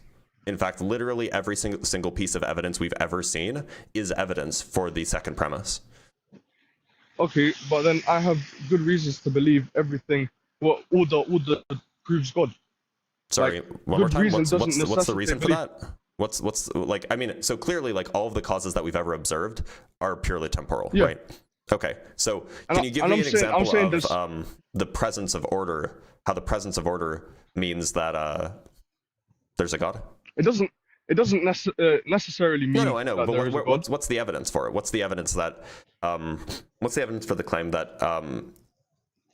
Intelligent designer. Let me finish. What's the argument for the statement that all orderly things are caused by intelligences? Because it shows design. The evidence there. Sorry, what's the evidence? Because it shows design. No, what's the evidence, like in the world? Like in the same way that we have evidence in the world that causes are temporal, like, you know, we push on something that happens at a certain time and then it moves and that happens at a certain time. What's the evidence that orderly things only originate from intelligences? What's the evidence for that? Yeah, wait, so now you're asking me a different question. I'm asking you what you said. I'm asking you what you said exists. I said that all of the evidence we've ever had points to the truth of premise 2, namely that causes are purely temporal things. And you said, well, we could do the same thing for order and the existence of God. And I'm like, okay, so what's the evidence? Yeah, the fact that we can see order in the universe. Look, you need to make the connection between order and intelligence. The connection between cause and temporality, that connection is present, and we have that evidence everywhere in our observational world. Where is the evidence that order is connected to intelligence everywhere in the observational world? Well, you can infer without from the begging design the questions, that there was a by the designer. way. How can you infer that? What if I give you an example of a case where there's something that doesn't have an obvious designer but is orderly? Well, you see paintings and you assume there's a painter. And I see crystals, but I don't assume that there's a crystal maker. Well, crystals are orderly. You know, crystals that like grow in caves. Crystals are orderly, but they have a purely naturalistic, non-intelligent cause. Yeah, but what's the cause for those causes? Well, now you're just pushing the question back. The point is we have a proximal cause, which is not intelligence, right? What do you mean by proximal? Meaning the immediate cause, the direct cause, right? Yeah, but I'm saying the indirect causes still. Okay, but we don't have any evidence for the indirect causes, for the ultimate indirect causes of anything. We don't know anything about that. Like, okay, you could say, for example, for a painting. So then you agree. You just contradicted yourself. I definitely didn't. For a painting, the proximal cause. You said there's no evidence for the ultimate reason of anything, but then you're saying, absolutely. God doesn't exist my point is the evidence, which is a contradiction, no? The evidence, there is no evidence that order ultimately results or is ultimately caused by intelligence. That's not what you said. You said there's no evidence of the ultimate reason. Yeah, we don't have any evidence about what the ultimate reason is for anything. That doesn't mean that God did it. That doesn't mean that God is even possible. So then why do you take that as evidence for against God? You can have evidence against one possible ultimate reason without having evidence for any other possible ultimate reason. This is not a contradiction. This is saying that, well, we don't have any evidence that it's A or B or C, but it's not Q. Well, what's the evidence for that? I've already given you the argument. Yeah, but you can't prove that. Premise one. Premise two is wildly supported by literally every single piece of evidence that humans have ever looked at. Well, you believe well, I can't say you didn't say you don't know, right? Well, you said you don't know, so what if you believe the universe is eternal, that means something's being eternally caused? No. I wouldn't say that the universe I wouldn't say that the universe can be caused, period. What? I don't think that the universe can be caused, period, as concluded by this syllogism. No, the parts in the universe are eternally caused. I don't know what that means. Like, there's cause and effect in the universe that exists eternally.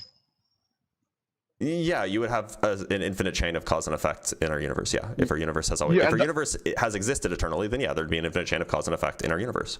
Sure. Yeah, and well, something eternal is outside of time.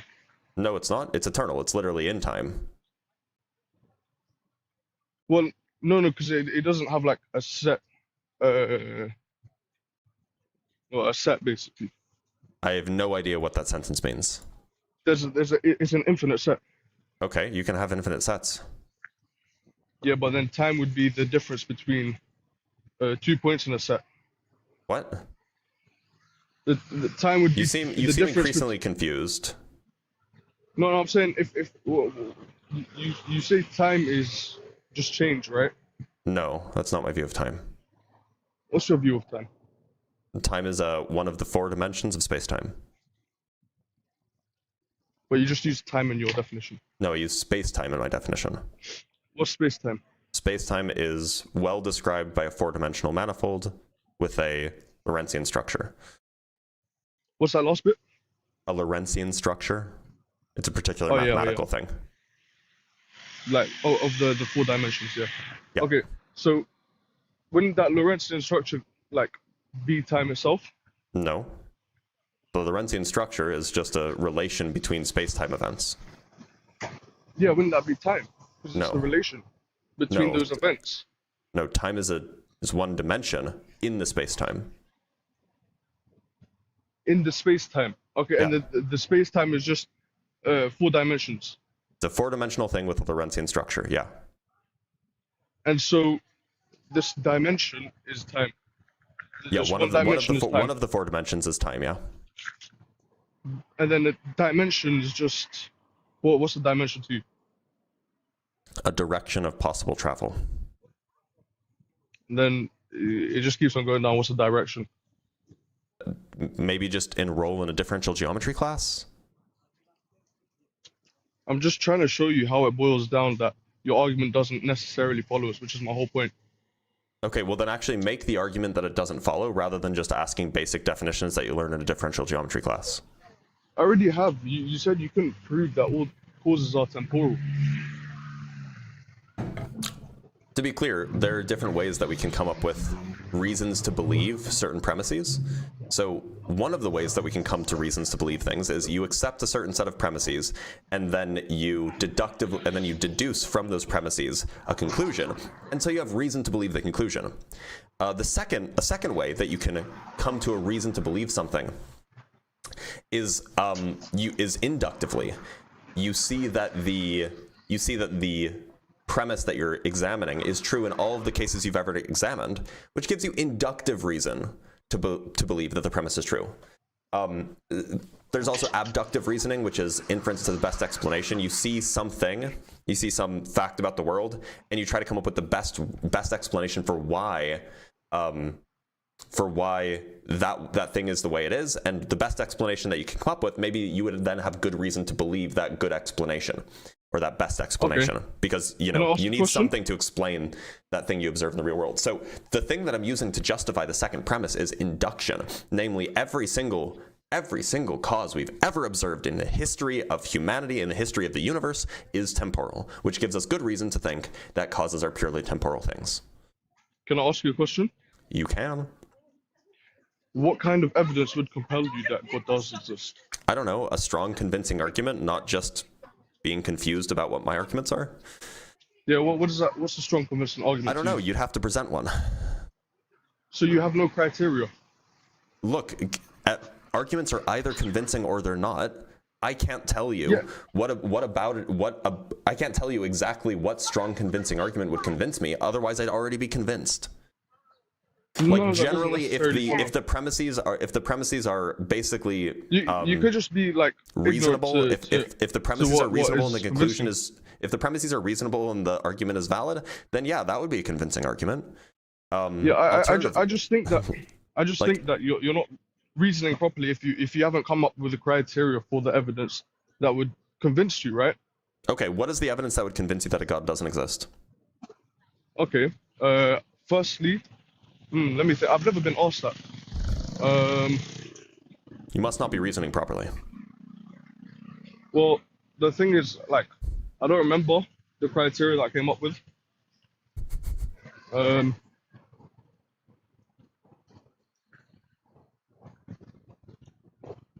I'd have to.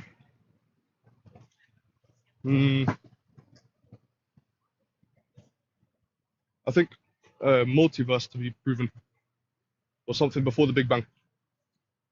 Something before the Big Bang. Ah, well, aren't you in luck? The vast majority of cosmologists think that inflation happened before the Big Bang. And that there's evidence for it, too. What do you mean? There's evidence for inflation, which predates the Big Bang. Well, isn't the Big Bang the inflation? No. The Big Bang is the thing that happens after inflation. Oh, okay. I'm talking about something before the inflation. There is no before the inflation, at least according to standard cosmology. Inflation has been going on forever. Yeah, is there evidence for that? Yeah, sure. Go read all of the papers on eternal inflation. Wait, so you can't actually give me evidence? I mean, like, the mathematical structure of inflation is like derivable, and it's consistent with the observations that we have, and that's evidence for eternal inflation. Yeah, but that would be evidence for God as well. Oh, okay. So evidence for there being nothing before inflation is evidence for God?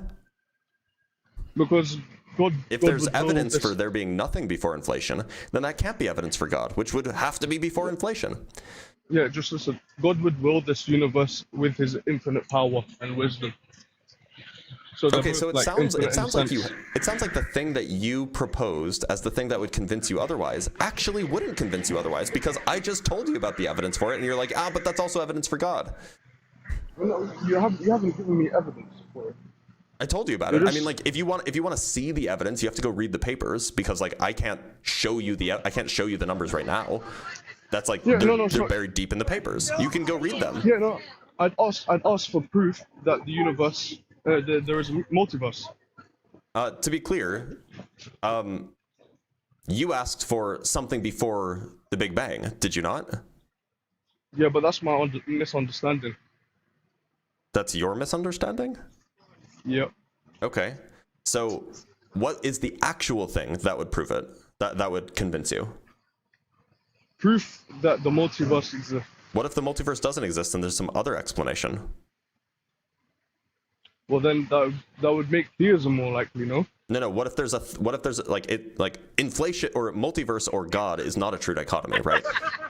You could have, like, for example, you could have like a cyclic universe with ever-changing constants, for example, and that would be not a multiverse, but it also doesn't have anything to do with God. Yeah. Okay. Proof for either of those then. So proof for any piece of any cosmology that doesn't have a beginning? Yeah. Okay, well, you're in luck. Literally, most cosmologists think that there isn't a beginning, and if you ask them, they will give you tons of evidence. Yeah, no, but that's not proof. Wait a minute. So I thought we were talking about evidence, not proof. Are we talking about evidence? Are we talking about proof now? Because then, sure, the thing that will convince me that a God is real is proof that God is real. But wait. I'm not asking for proof that God isn't real. I'm just asking for proof sure. that the universe... I would like proof that God created the universe. How about that? Okay, so with that, you can't really observe his will, right? Because that would be consciousness. You can't observe consciousness. I mean, in some sense, we can only observe consciousness, but go off. Yeah, so obviously, like, we can never have a complete theory of everything. It's always going to be incomplete. Well, I don't think that follows. Is it Gödel's theorem of incompleteness? No? No, it doesn't apply to physics. Well, so you're saying there's like a most fundamental substrate that everything came from. There could be. And that in my point of view, that just like seems more absurd than something. I'm sorry, something seeming absurd is not particularly good evidence or even proof. Wait, when did I say I could fulfill that? I'm just like debating you. Okay, so it sounds absurd to you. I was asking for the proof that God created the universe. And are you saying that you can't present that? I'm saying what you're asking for is illogical. Okay. Well, so... Because you can't observe a will. Oh, so there's no way to prove it without... So you're telling me that there's no proof God created the universe? Yeah. Oh. Agreed.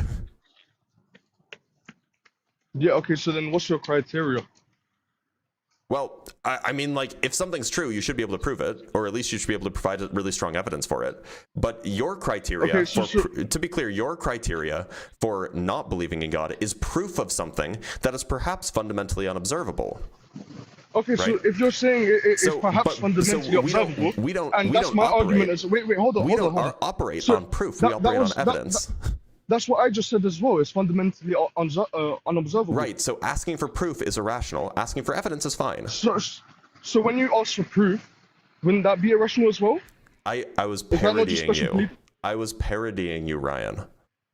Okay, so you don't actually want. So then tell me your actual criteria. I want evidence. I want strong evidence that God exists. It can be in any form. I don't know what you mean by strong evidence. You see what I mean? Okay, like, you don't know which word are you having trouble with? Strong, that's subjective. Okay. What's strong to me could be weak to you. You're right. So what I mean by strong is an argument that has unobjectionable premises and is valid. That would be good. So basically proof. No. If you can't object to the premises, that means they're valid. That's not what unobjectionable means. Unobjectionable just means like, yeah, it's like believable. Well, unobjectable, I just read that as you can't object. Okay, well, I'm telling you what I meant by it. I'm telling you what I meant by it. So, but that's still subjective then. Yeah, the way that we form beliefs is subjective. You're right. Okay, so then you agree that you can't create a criteria just like me. You were the one accusing me of being what did you say?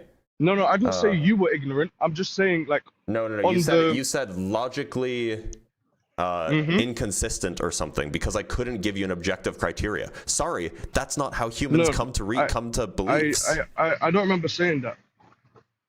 I don't know. I mean, look. If you give me evidence, and I will evaluate whether the evidence is compelling or not. That's the best you can do. That's subjective, I'm saying. Yeah, the way that we come to beliefs is subjective. Sorry, Toots. Yeah, I'm saying then maybe you're just not as open-minded as you should be. I could say the exact same thing about you. And then we can have a discussion about it. That's what we've been trying to do, but you haven't presented any evidence. No, I'm attacking your evidence against God, remember? I'm trying to get you to be agnostic. Then you're not following the prompt. I'm an agnostic theist. Are you an agnostic atheist? Yeah. Okay, so then we're both equally open-minded in this case. Yeah. So now let's see why we aren't both just agnostic. Yeah, why aren't you agnostic? Because I feel like my consciousness, I'm an idealist, right? And so I feel like just assuming other than my consciousness exists is I would need justification for that. But then again, for me to assume that there is an infinite mind from which my mind came from seems very logical to me. So just vibes? But you're gonna say just vibes as well, right? I'm sorry. Like That doesn't I answer my gave you good question. reasons. So is it like you're just like, well, you know, it just seems logical that like, you know, if I have a mind, then there's an infinite mind. Yeah, because How does that follow? well, Where's any of the connective tissue there that gets from I have a mind to there exists an infinite mind? because well, like something has to be eternal, right? Why? Because wait, if something isn't eternal, right, that means something came from nothing. No. That's not a true dichotomy. Okay, explain how it's not. Yeah, you could have a timeless state that is ontologically prior to a timeful that state. would be the yeah, no, the timeless state to me would be the eternal thing. That's okay, what but God it's is. not eternal because it doesn't exist in time. Yeah, then I can't say God is eternal then. Yeah, you would sense. say God is timeless. That's what you should Yeah, say. yeah. So a timeless mind. Yeah, and I think that that's a little bit incoherent. Minds are things that Why? exist in time. But then there's something that is timeless, no? Something Yeah, timeless I still has to would exist. say that I would say that like there's like space that's timeless, and you know perhaps some kind of fields that But are is it- timeless. Isn't space just space-time to you, know? It's a type of space, or space. Sorry, space can be a subset of space-time, but it doesn't have to be. There could be purely spatial, non-temporal space. So, for me, that's just saying nothing, right? Because to me, like It might sound like that if you don't know what I'm saying.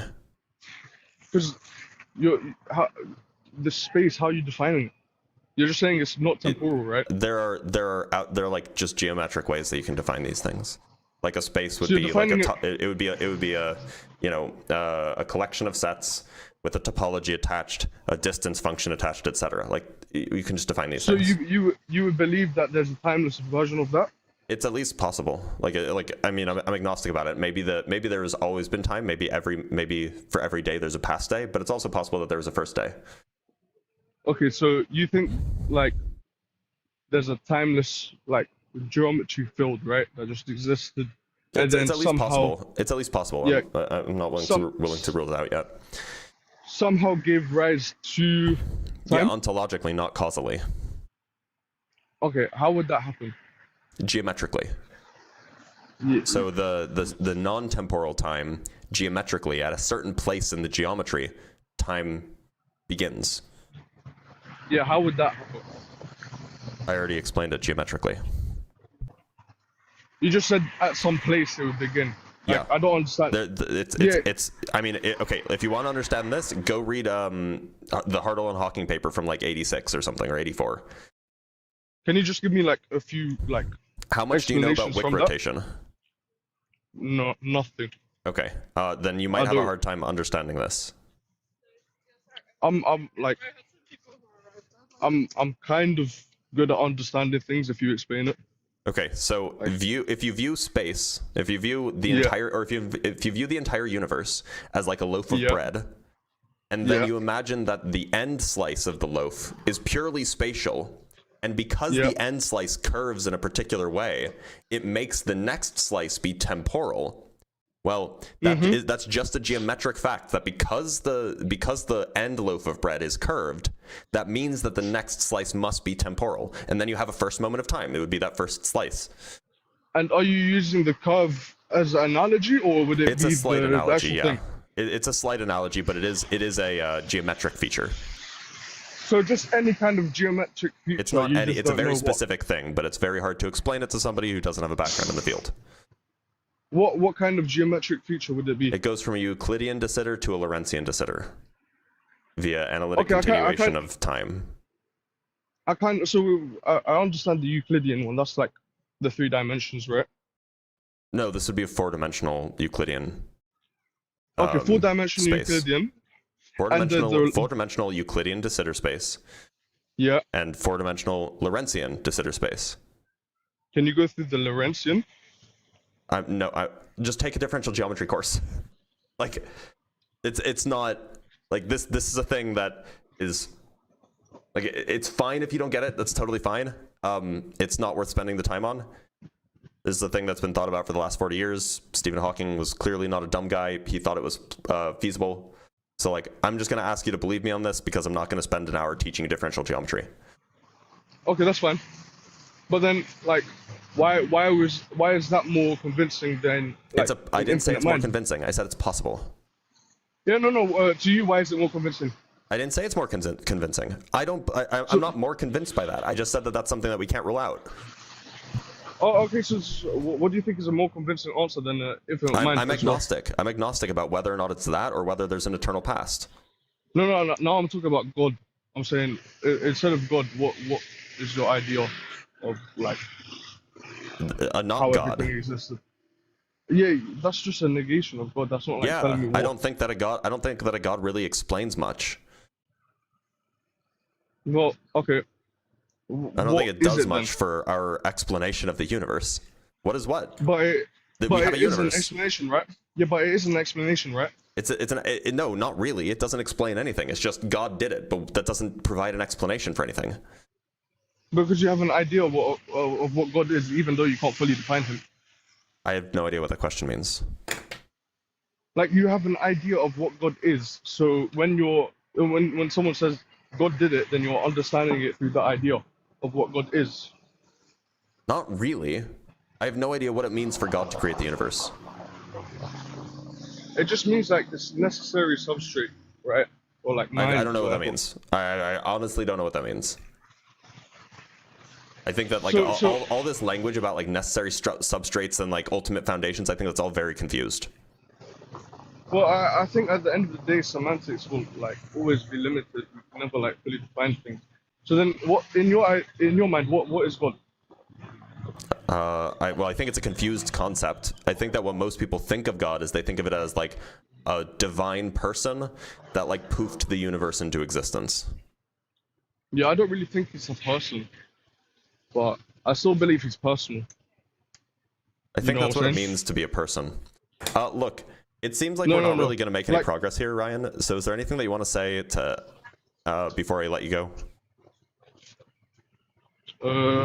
Yeah, why aren't you agnostic? We've already been over this. I'm an agnostic atheist. Yeah, what's the atheist bit? Yeah, I've heard convincing arguments. That's the atheist bit. Okay, so you understand that's purely subjective. Yes, yes, it is purely subjective. The way that we come to beliefs is purely subjective, whether you believe or you don't believe the arguments. That is a subjective position. Because, of course, beliefs are dependent on minds. Now, I have some super chats to read. I missed a bunch, but let's read them, and then we will move on to our next guest. From Tim Davidson with the $5, I believe water is not wet. It makes things wet. Just like fire doesn't burn, it causes burning in things. No, water's wet. Tim, again, thank you for the $5. Skull, don't do me no good. Teacher said pi r squared. I said no pi r round, cobbler r squared. Okay, Tim. Binary with the $10. Thank you, Binary. The world is a simulation. In software to model the real world, you must make shortcuts because hardware is limiting. The speed of light and dark matter are some of these. That seems confused, unfortunately. But thank you for the $10. A Garba Gaiman with the 2 Canuck bucks. Denying atomic wetness doesn't deny macro scale. Does it? Yeah. Okay. So that's exactly that's exactly right. Right. So we deny wetness at the foundational scale, at the atomic scale, and then we still have wetness emergent from the foundation. This is a different sense of foundation, by the way. It's not ontological. It's like compositional foundation, but it's still a sense of foundation. Garby Gaiman again with the 5 Canuck bucks. Rational means subject A can do action rationalized to object C. The necessary mind is just subject A, not a god. It's a language shortcut. Oh, okay. I mean, that's one way to think about it. From Cradled Filth with the 2 Canuck bucks. Thank you, man. Do you believe in the idea of intelligent design? I don't. Garain with the $5. If a cat is in a superposition of dead and alive, and you are morally responsible for its death are you morally responsible for its death by opening the box and collapsing its wave function? I don't think wave functions collapse. $5 from Kieran Dave. I'm very happy to learn I nerd sniped you yesterday by pointing to Climb and Hug a paper. It's a real banger. Yeah, you did.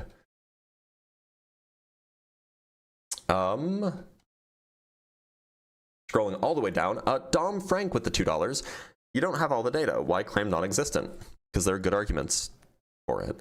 Kung Pao again with the $100. Thank you so much, Kung Pao. Hey doctor, I live in Asia and my kid decides to sleep in my room on the first chance. Could have a great back and forth divine intervention. Haha. Anyways, when did you become firm in your atheist police position, and what's the foundation of them? I've been an atheist for as long as I can remember. It just never seemed like it made sense to me. That's all. But thank you so much, Kung Pao. All right, let's bring up our next guest. We have a lot of guests in the guest box. Let's bring up Dinner.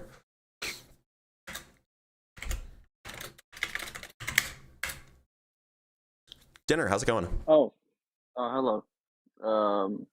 So are you like fully atheist, or Yeah, I don't think that a god exists.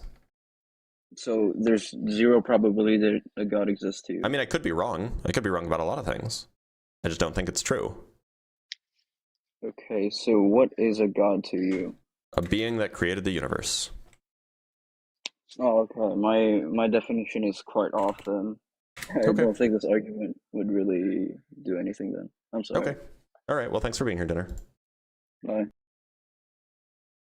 All right, let's talk to Villy.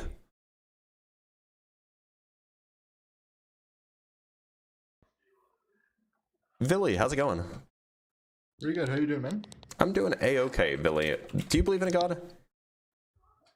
Not in the general sense of like a religious deity or anything of that. Do you nature. believe in a being that created the universe, like a supernatural, metaphysical being that created the universe? Yeah, a being either. It could be a being or beings.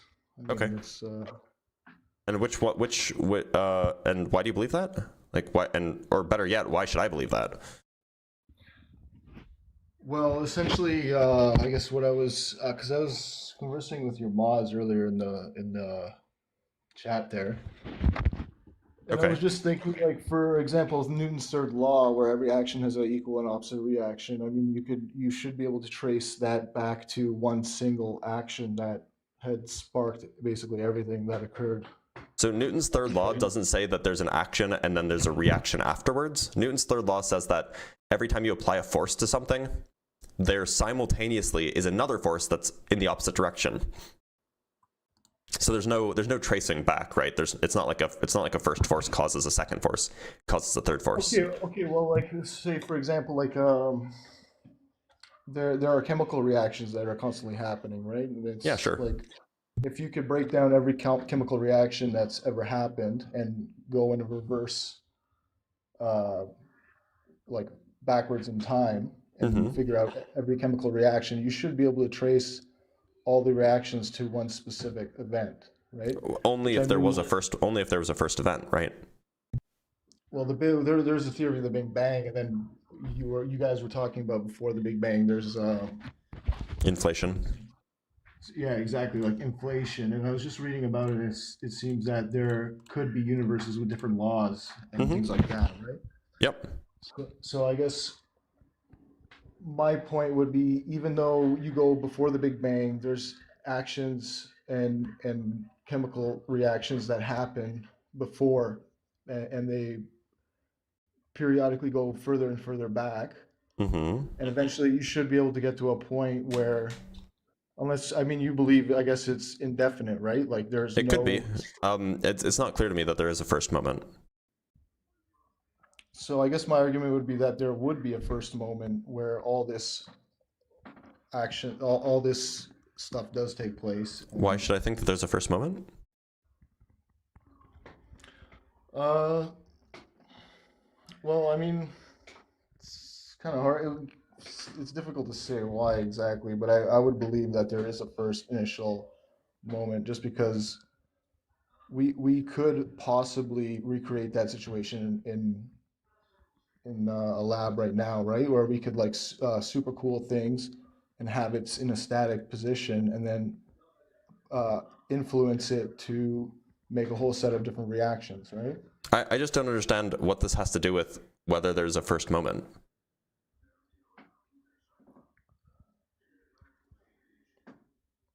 I'm trying to trace everything back to like I guess a first moment. I don't know. What would be your argument that it's gone for and forever. I'm agnostic about whether there is a first moment or whether there's not a first moment. I just haven't seen good arguments either way.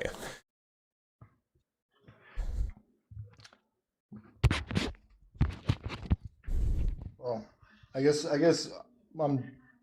that's my argument, is that I believe that there would be a first moment, there would be a first action that would have sparked something, and I believe that first action would have been caused by something that we would call a god, essentially, possibly in a higher dimension or but like, I mean, suppose like you haven't really given me a good reason to think that there was a first moment, but suppose that I thought that there was a first moment. How does that mean that it was caused by a god? In fact, I don't even think it makes sense to talk about the first moment having a cause, because if it has a cause, then it seems like the cause would have been before it. And so there'd be a moment before the first moment, which doesn't seem like it makes a whole lot of time, or it makes a whole lot of sense. That's a good point. I mean, I'm just speculating here, but I mean, I feel like, or I would assume that there would be some kind of initial event that would have caused a first moment. You know what I'm saying? Look, if something caused the first moment, then whatever caused it was before it, which means that it wasn't the first moment. Yeah, what caused it from before would be something of like a higher nature that wasn't necessarily in a 3D space or affected by time, or then it can't cause it, right? If it's not in time, then I don't know what it means for it to cause.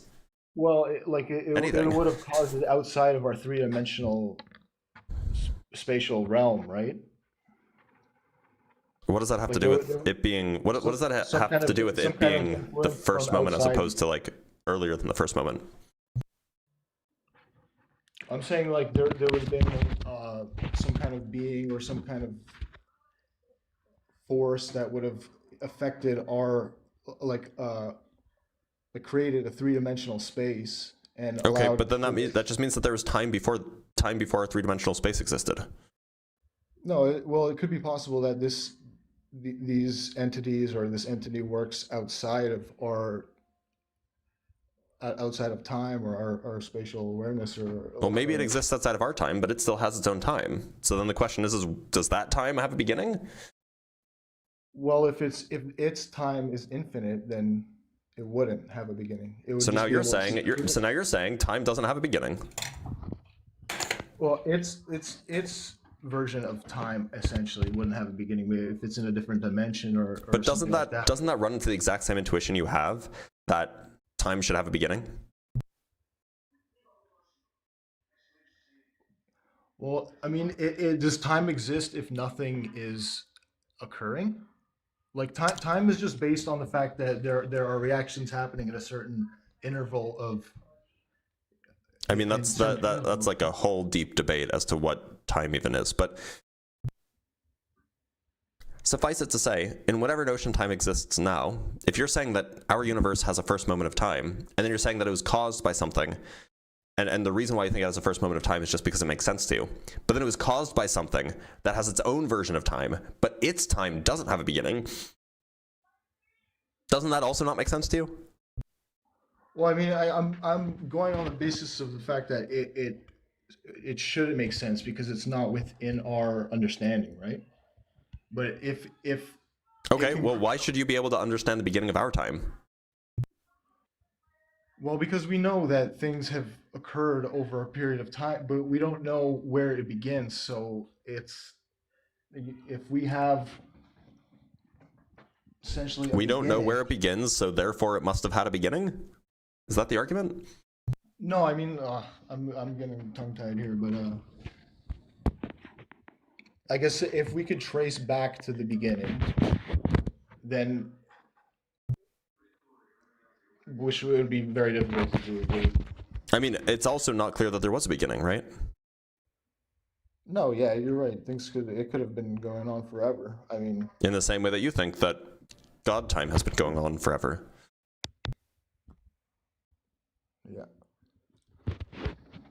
I mean, that's just something I'd like to debate about, but I find it very interesting. I mean, I'm also agnostic. Questions about time are very interesting. I agree. I don't think that they get you to the existence of a god. In fact, I think that they probably rule out the existence of a god. Why? Because you believe it's been going on forever. No, because I think that causation is a thing that happens in time. But that causation, it's always been going on. Or, well, not necessarily. So you wouldn't happen to know either, right? My point is that I don't think it makes sense for something to cause time to exist. Why do you believe that? Because in order to cause time to exist, time must have not existed. Otherwise, it didn't cause time to exist, right? So if there was ever a period of time where there were no reactions or there was no occurrences, then you could still have time. You could still have time? It's yeah, just sure. Nothing's happening. So what? Yeah. I guess that would be like time was frozen, essentially. Or it would just be like a very boring, like, you know, when you're sitting at the doctor's office and nothing's happening, you're just sitting there and waiting. It's just really boring, but like time is still passing. What kind of like how would you measure it though? If nothing was happening, then you couldn't measure it, because in order to measure it, you need a clock, and then the clock would be ticking. But that doesn't mean that like time itself isn't going. It just means that you can't measure it if you can't measure it, right? When you say time isn't going, what does that exactly mean? There's nothing happening. So look, it depends on how you understand time. But like you can have a notion of time. You can have a notion of time, even in a static universe. Like there's no issue with that. So in a static universe, how would you know how much time has passed? You would make it not static anymore by introducing a clock. But just because you can't know how much time has passed doesn't mean that time doesn't exist. No, but we know that the Big Bang happened a certain amount of time ago because we and the question is about what was before that, right? If there was a before that, which most people believe that there was. Most physicists, anyway. So if there was something before that, but there was nothing occurring, then it can still be the case that there was time before that, even if nothing was happening. Okay. Well, yeah, I understand your logic and reasoning. So. All right, Billy. Well, thank you so much for being here, Billy. No worries. Thanks a lot, man. Take care. All right, let's read some super chats. So we have $10 from Theosophical Wondering. If conceptual starting points can't guarantee, If conceptual starting points can't guarantee expectations, molecules cannot predict wetness, then the problem of evil collapses as it relies on the conceptual starting point of God's goodness to form its expectation. No, so this is a misunderstanding. So the point is that unless you have some chain of reasoning to get from a conceptual starting point to some consequent, then you don't have a reason to think that the consequence should be a certain way. But we do have a chain of reasoning to go from God's goodness to the inability to have evil, or at least like an evidential inability to have evil. Like there is a chain of reasoning there. It's not just like, oh, God is good, therefore there can't be evil. No, there's like a chain of reasoning. It's like given the way that God behaves and so on and so forth, right? From Smith, thank you for the $2. Agnostic equals lacks knowledge, atheist lacks belief. Yeah, sure. Although I would say that knowledge doesn't require 100% certainty, but yeah, sure. And $20 from Binary Ghosts. Thank you so much, man. I don't know why people keep trying to make God something that is a feature outside of the universe. If I remember correctly, the creation is primarily concerned with planet Earth and tangentially to the solar system and visible stars. Yeah, that's what it is in the Bible. However, we understand now that that's not all that there is, so people are trying to fit their God into the universe as a whole. Because if their God was only responsible for the solar system, it wouldn't be a very powerful thing. All right, let's bring up Proud Believer.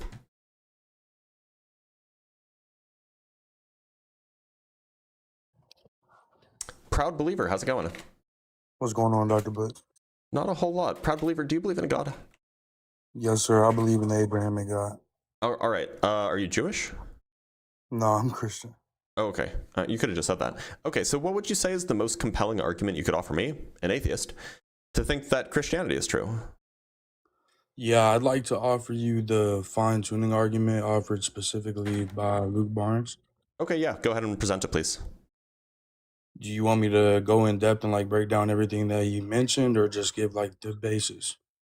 Well, why don't you start with a rough outline and then we can get into the details if necessary. Okay, I got you. My bad, I'm pulling it up in my notes. Okay.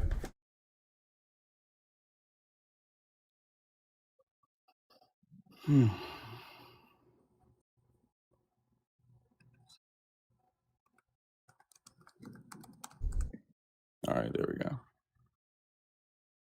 You want just like the basic premises? I'm pretty sure. And then we can go into the details. Yeah. I'm pretty sure it's just that the universe is like finely tuned for life, like compared to the options available. Because the universe is finely tuned, it's more likely that there's a God or something like that. I don't know the exact premises. I actually don't have it written down for some reason. I have like all the notes and not the premises.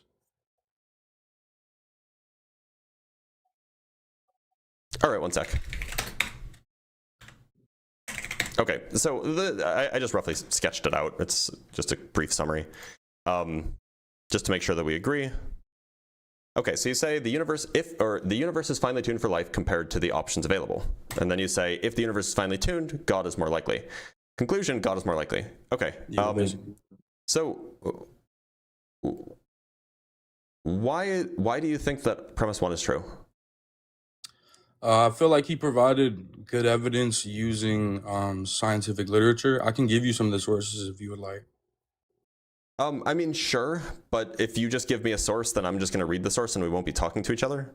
So is there a particular, like, set of reasoning that you can offer me here? Yeah, I mean, he went in depth explaining like why he started at the building blocks, which is like why it's fine-tuned that atoms are even possible, like the likelihood of quarks and electrons coming together to form atoms. Yep. And then we went in depth breaking down how likely it is for those atoms to be sustainable fuel for stars. Right. How are we computing these probabilities?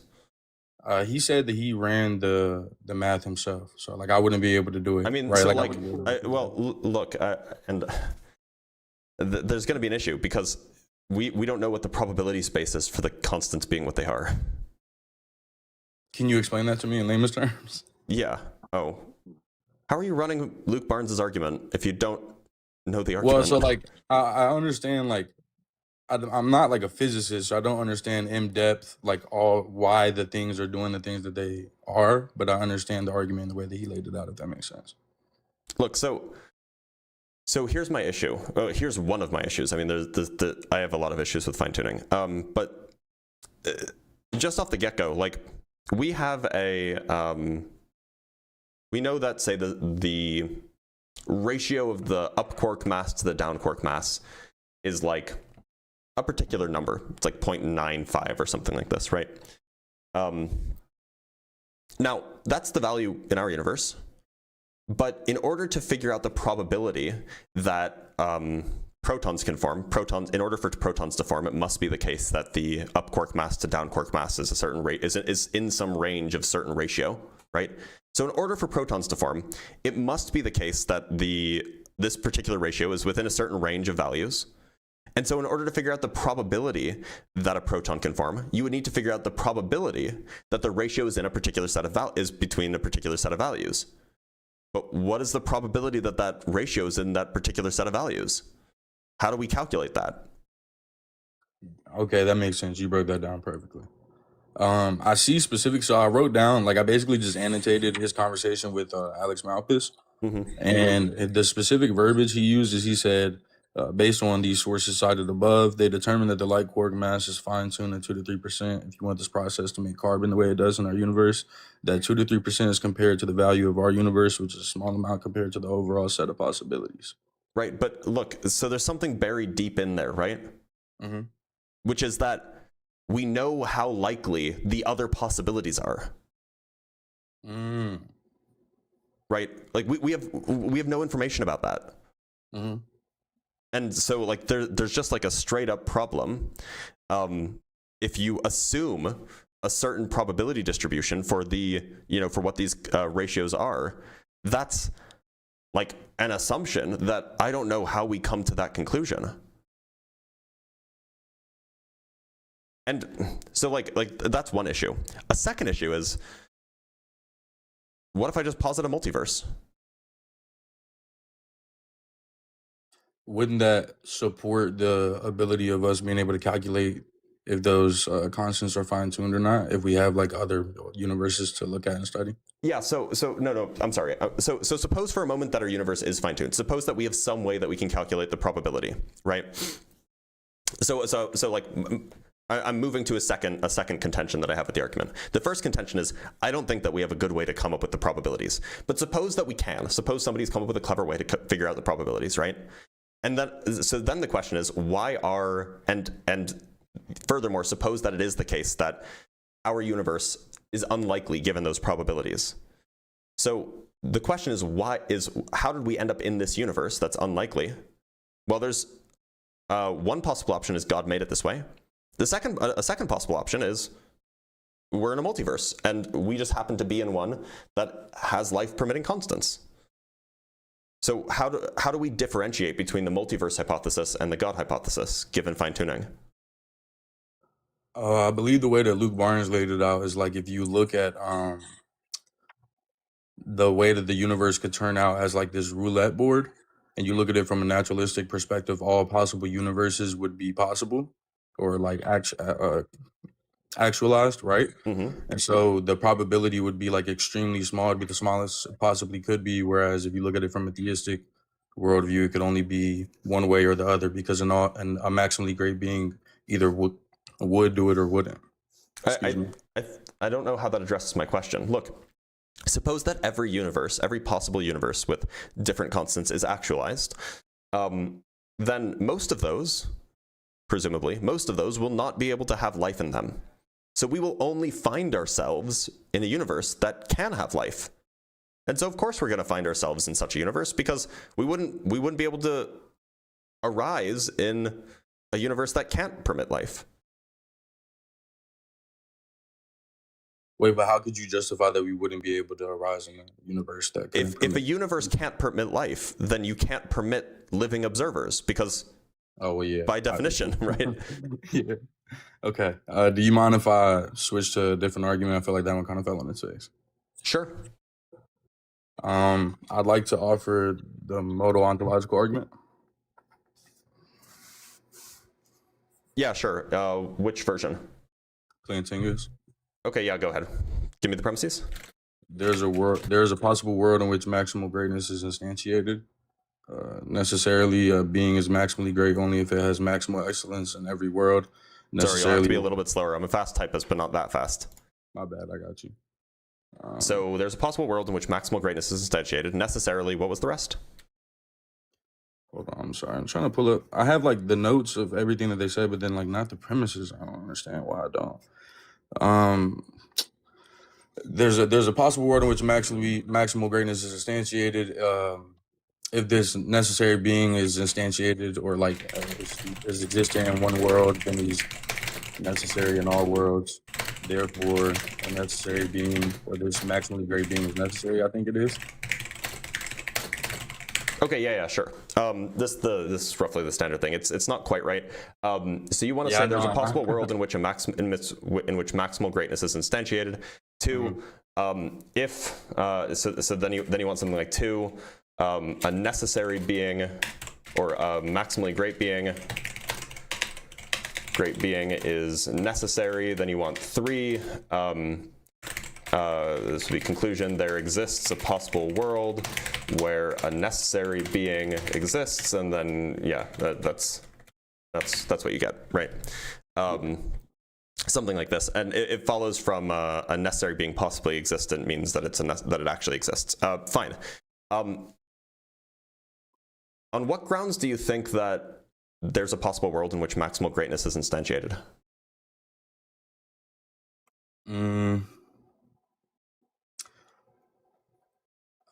I feel like this would be like me leaning into other things, but I don't believe that there's grounding for transcendental things like math and logic.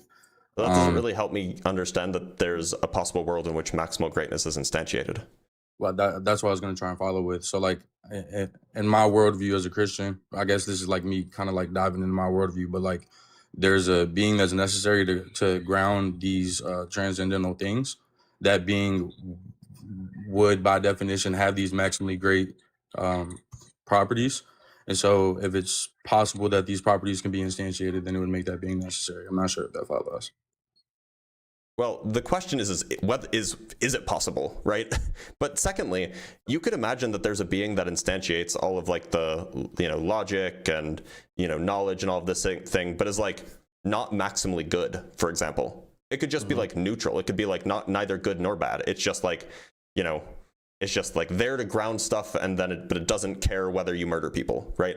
So like it's not clear to me at all that even if you grant the tag argument, that it follows that thing is maximally great in like the standard way. Yeah, I've seen that argument. And literally in the paper that I read about Plantinga's argument, that was the first thing that they gave. I'm glad that I'm clever enough to reproduce an argument that somebody else came up with. I just, like, in my mind, I don't know how to conceptualize that, because I feel like it follows that if a being is like the grounding of logic, this all-loving being, that it would like kind of follow that being wouldn't be possible to be evil or not. Why would it be all loving? Because it how is grounding logic meaning that it's all, how does grounding logic mean that it's all loving? I think it logically follows that if this being is not like, I know there's this like view where it's like not a personable being, right? It's just like this existence. Yep. But like if it follows that it's a mind, then it would make sense that if this mind is logical, that it would be a loving mind. Why? Where's the logical connective tissue? Well, it follows with like the I'm sorry, I know I'm fumbling around right now. That's fine. It follows with the other properties, right? Like maximally great. Well, we're not assuming that it's maximally great. We're just assuming that it's the ground for logic. Oh, okay. And then from that point, it was, yeah. Okay. So suppose that something grounds logic, and maybe it also created the universe. Okay. How does that get us to maximally great? What evidence do we have of a being in our universe that would be able to ground logic without like matching these other properties? Well, no, I mean, like, well, I don't think that we have any evidence for that at all. But the point is like, you're proposing like some metaphysical supernatural thing. It doesn't exist within our universe, but you're proposing that there is this thing that is maximally great, and it grounds logic, and it created the universe. All I'm saying is take away the maximal greatness. It grounds logic, it creates the universe. Why does that imply it's maximally great? I mean, even from like that argument, couldn't I just offer the same argument that I gave just with those properties? You could say there is a possible world in which, like, there's a world where there's a being that instantiates logic. It's necessary that in order for logic to exist, that it must be instantiated. There's a possible world in which a being instantiates logic. I'm coming up with this on the fly. No, you're fine. And then we say that a being which instantiates logic is necessary. And then C, there exists a possible world where a necessary being exists, and then conclusion again, a necessary being exists. Which again, I feel like that description will match our world, right? So then it makes it more realistic. Yeah. So like, plausibly this could work. I'm a little bit like, I mean, you would have to defend both of these premises. It's much less clear to me that a being which instantiates logic is necessary. And furthermore, suppose even if I grant premise 1 and premise 2, this doesn't have to be this doesn't have to be a thing with a mind at all, right?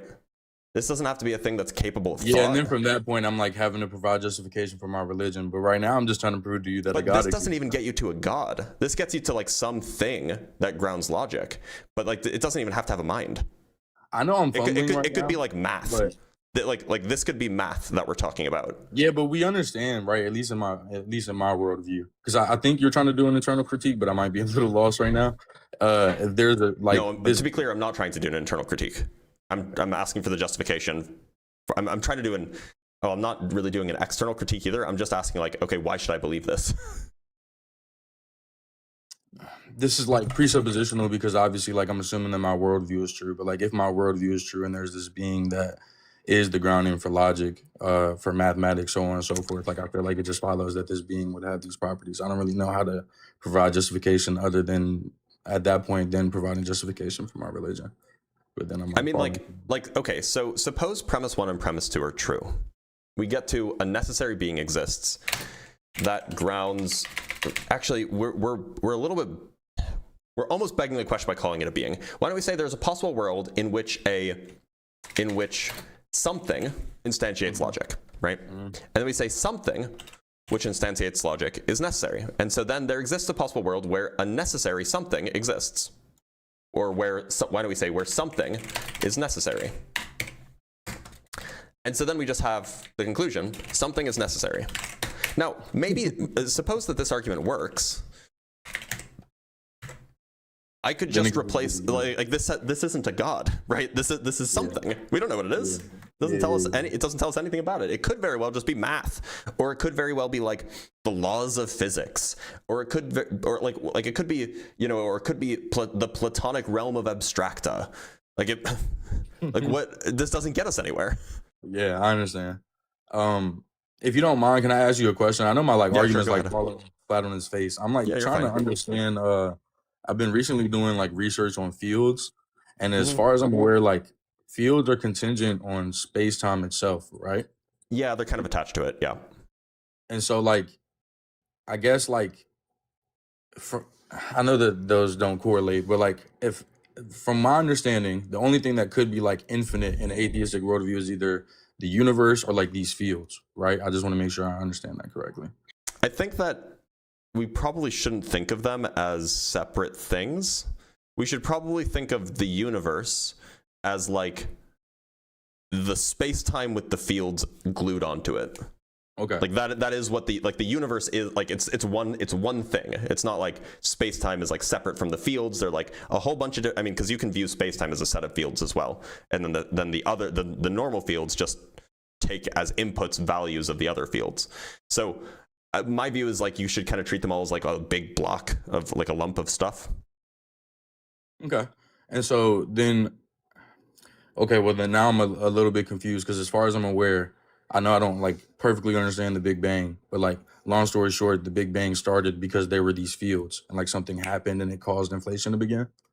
Yeah. So wouldn't that be space is usually, so it depends on which version of inflation you're working with, but in standard eternal inflation, space-time always existed, and the fields always existed. What's the justification for that? I mean, I'll leave my argument if you can just. The math just works. It just winds back all the way. You have a field in a de Sitter space, and that field is super energetic, and then as a result of quantum tunneling, you basically have that field drops to a lower energy level spontaneously in different places, and it kicks off big bangs in those places via inflation. How did it do it spontaneously, though, if entropy can only remain the same in the system? Well, so I don't really understand the question. So in this case, entropy is the number of things that can happen. No, I know what entropy is. I didn't understand. I think that it wasn't really. I don't think the question was phrased well. But look, so the point is that you have an incredibly low entropy universe, which is essentially empty except this super high energy field, which is wildly low entropy. It's not zero entropy, but very, very close to zero entropy. And then as a result of quantum tunneling, which is just a quantum phenomenon, that field jumps down to a lower energy level in random places at random times. And when it does that, it kicks off a big bang at that place.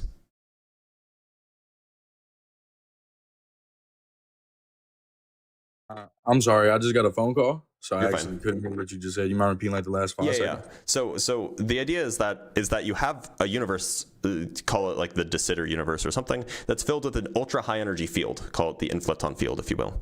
And it just existed eternally. Now, if the universe were classical, it would just do that, and it would be a super boring universe forever, sitting in this ultra low entropy state forever. However, quantum mechanics is a thing, and so this super high energy field can just spontaneously, as a result of quantum tunneling, just dump energy, at a particular place in a particular time. It can just dump energy into all of the other fields. It can quantum tunnel to a lower energy state and kick off a big bang there. And so it just does this in random places at random times. So the reason I asked these questions is because I was going to try and get into a causality argument, but what is the evidence that these things are infinite? Well, so I don't know. a de Sitter universe, dumb right now. So a de Sitter universe, kind of by definition, is eternal to the past and future, and is compact. Well, I guess it doesn't have to be compact, but it's eternal to the past and to the future. That's just what a de Sitter universe is. So the eternal inflation model just is a model that's eternal, right? Now there are other models that are not eternal. Vilenkin's universe from nothing is not eternal, but it's just a different model. Which one is the leading one right now? Because I heard you mention probably eternal inflation is like the leading idea. Because I know you mentioned like a multiverse like works mathematically, but it just doesn't conform to reality. Who says it doesn't conform to reality? I might be chopping your words up. I know you mentioned something about multiverse, and you said like mathematically it works, but something it just like doesn't work. Yeah. So I mean, like so if you take eternal inflation as like true, which is roughly a mainstream view, then like it just follows that there's a multiverse, because every time the inflation kicks off somewhere, that's a new universe, right? And there's just like this empty plane where inflation is just happening. Yeah. So there's but it's not empty. It's filled with a super high energy field, but it's expanding so fast that it keeps the universes separate from each other. Okay.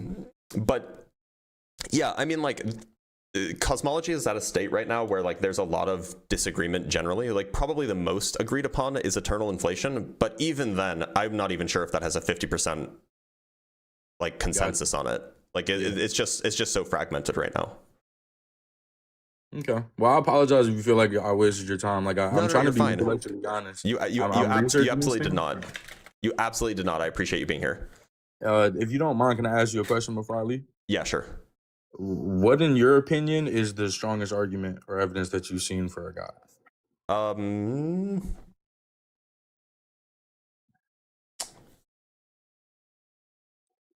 So the thing is that's a hard question to answer, because it really depends on like what kind of priors somebody has. So a lot of people find arguments from design really compelling just because like things look that way, right? And like if you don't go too deep, like it's just a really compelling argument. Like, we design computers, we design machines, and our body looks like a machine. So I understand that that's really compelling. I don't think it's a good argument for God in the sense that like it's not compelling to me. But again, I wouldn't be an atheist if I thought that there was like a particularly compelling argument. So it's a hard question to answer. I like fine-tuning arguments because they at least talk about physics and they try to use science rather than just kind of trying to use like intuition. But I still don't think that they're particularly successful.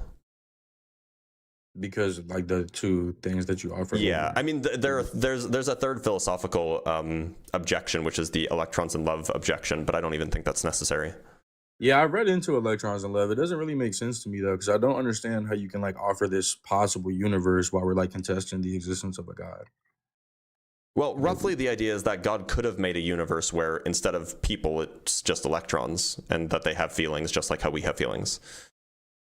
I guess I'm lost on like how we can like talk about this possible universe where it's just electrons when we live in this universe where there's like humans. I don't know. Well, I mean, the whole fine-tuning argument is predicated on the universe could have been different, right? I see. And so, like, if the universe could have been different, if God could have made a different universe, then the question is, why did he make this one? That makes sense. Yeah, that makes sense. But look, I'm going to let you go, Proud Believer, but I do appreciate you being here. You were super good faith, super intellectually honest, so have a good one, man. You too. All right, we have some super chats, then we'll bring up another guest. From Ekipo, with the 10 euros, to understand no boundary, imagine yourself standing on the North Pole. You'll have only one dimension to move south. Moving south, the geometry of the globe reveals a second dimension, east-west. That's one way to put it, but people have a hard time understanding that the additional feature of the geometry is temporal. But yeah, that's a good way to think about it. Garba Gaiman with the 5 Canuck bucks. To clarify, rational is a property of a subject that can rationalize. Theists use the confusion to declare the thing that has the property rational. Yeah, that's exactly it. Yeah. And from H.R. Christopher with the 5 reals, I think. I believe that in the universe, whether or not there is a God doesn't mean much, since hell and heaven were made by humans to control our behavior. That's true. Binary Ghost with the $5. The 3 omnis are also a mistaken premise to start with. These are proclamations of worship, but are not there in the actions from the myths and stories. That's true. It's absolutely true. Yeah, you see God do evil things all the time in the Hebrew Bible. You see God lose in the Hebrew Bible even, to iron chariots, right? In the Christian Bible, I suspect that it's probably more in line with the three omnis, but that's because they were developing their philosophy. And then from Christopher again with the 5 or the 10 reals, I think. We could be a computer code, but religion is made for mass control humans. I've seen Quantum under a ayahuasca session. You can't say that. I don't think that we could be a computer code. I don't think that there's good evidence to believe that. All right, let's bring on our next guest. Let's talk to Tally Talks.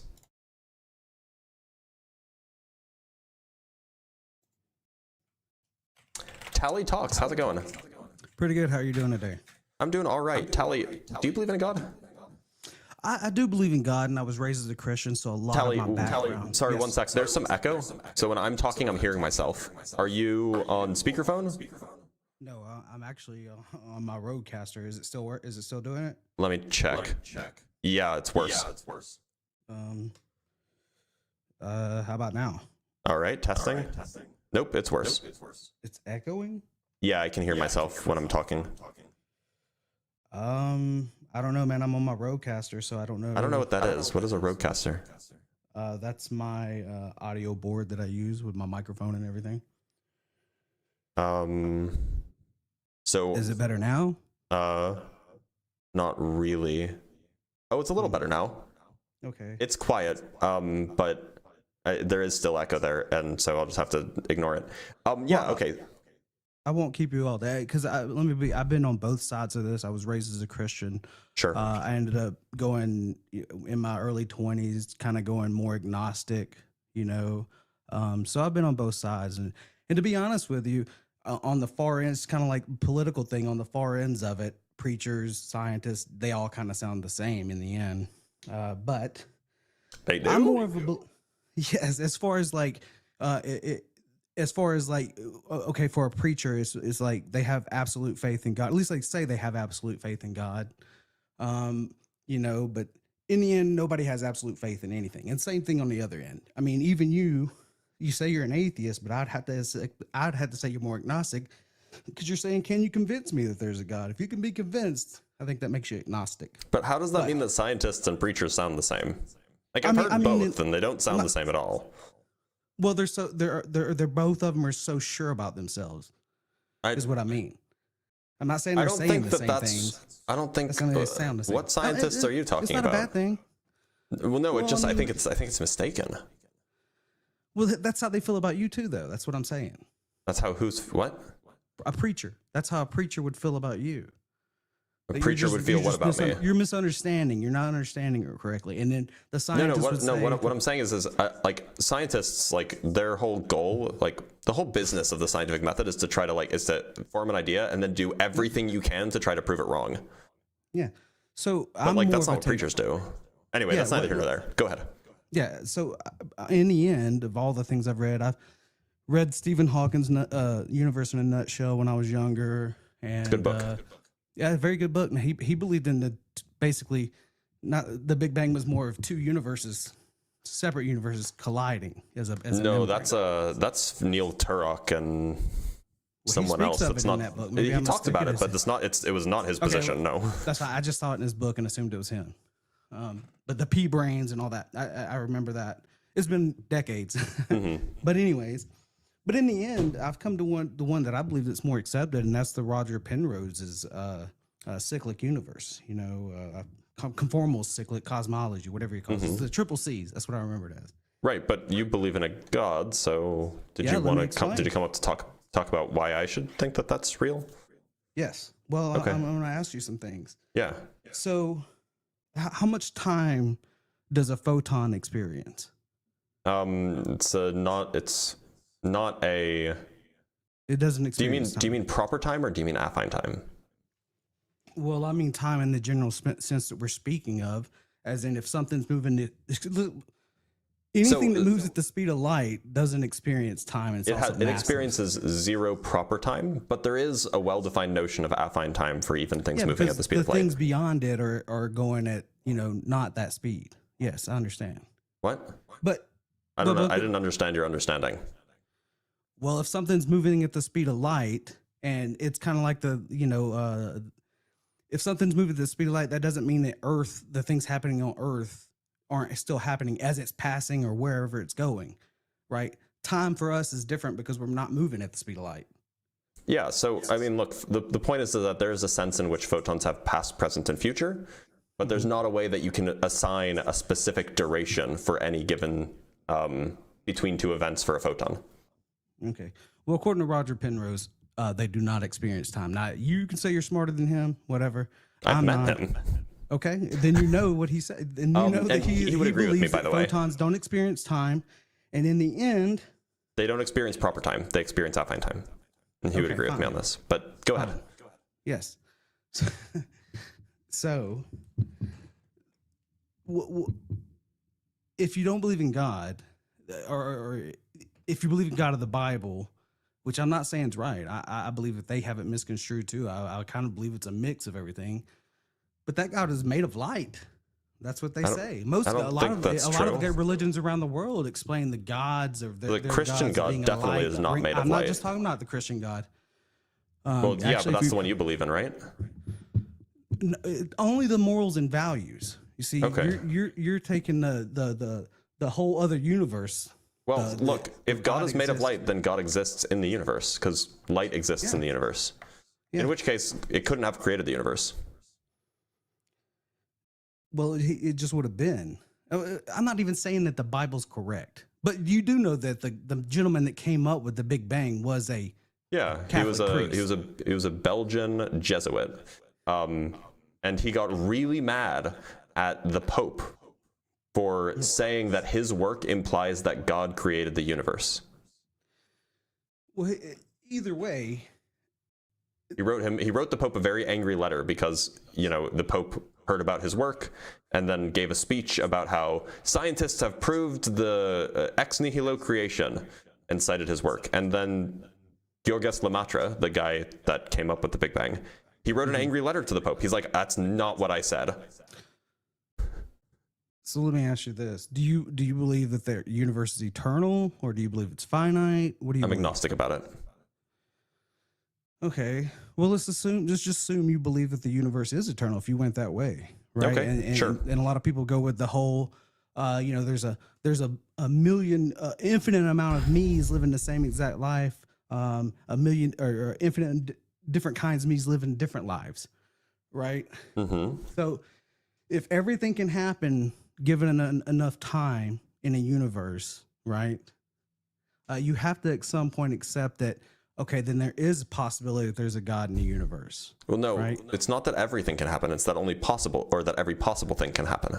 But if a God's not possible, then it doesn't mean that a God would happen, even in Do you believe an in infinite universe. Dimensions? Like, well, I believe in at least 4. Okay, but could there be a fifth? Do you believe there could be a fifth, sixth? I mean, in seventh? principle, but we don't have any evidence to support it. We don't have. You're right, but when you say that, there's a lot of things we don't have evidence to support. Yeah, so we should remain agnostic about those things. And that's basically what I'm doing. I'm not saying that there is or isn't a God. I feel like there is a God because of. Well, then you're not remaining agnostic. But you're saying that you believe in a God. We don't get to tell God how he does the stuff he does. We don't get to say. So then you're not being agnostic. I mean, you said you were being agnostic. You're agnostic. Not. I'm just saying about the same way that you're saying you're agnostic about something, and then atheist in another way is the same thing I'm doing. So I'm agnostic about whether or not the universe had a beginning.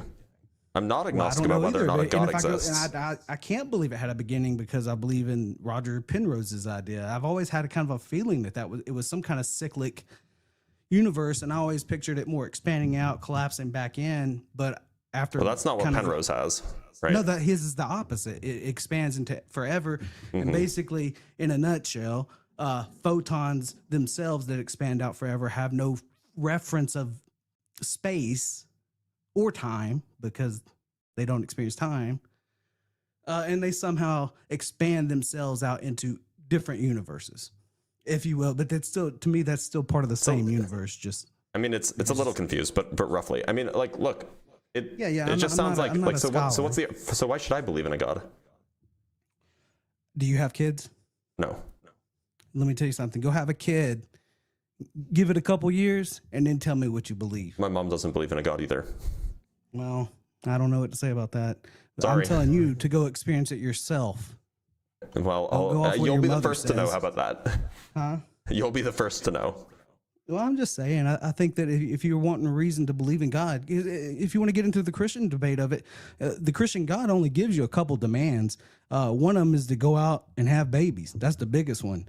The other one, Look, a lot of people get misconstrued. I just want to know why I should think that this is true. Why you should think that it's true? Well, I mean, you don't have to, but why should anybody follow the theories of science? Why should we? I don't have to, I guess.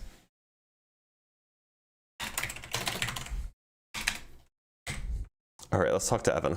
Oh, we have some super chats, and then we'll talk to Evan. From Bankable with the $2, I have finally found and watched Unapologetic, 10 out of 10. Hey, cool. You guys should go watch Unapologetic. Nobody X Challenger, YouTube. Still waiting on the physics of throwing it back in a circle submission to your favorite journal. It's in peer review.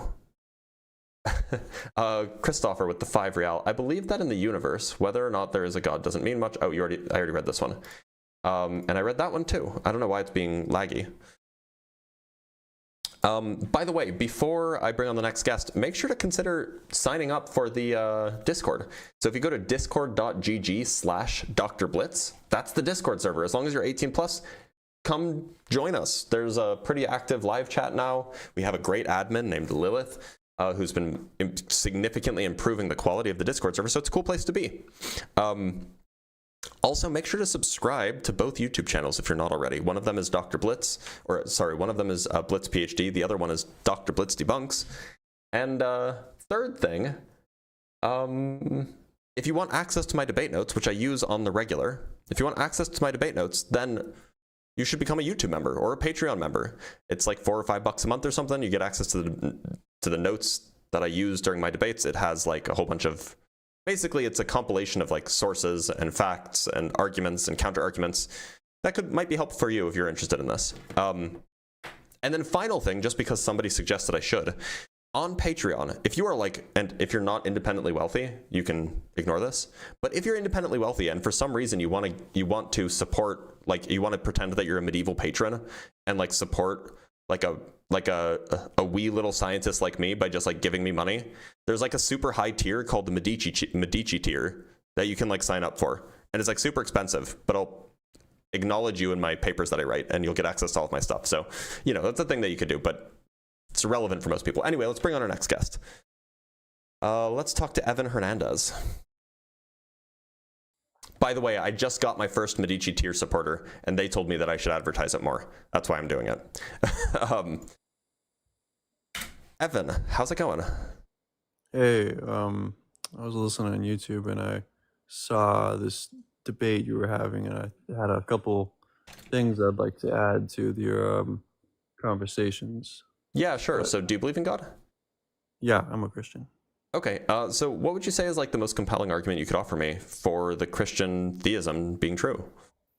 Well, have you heard of Professor John Lennox? Yeah, I have. He's a mathematician who did set theory. Yeah, he's a very good debater, and I listen to his debates.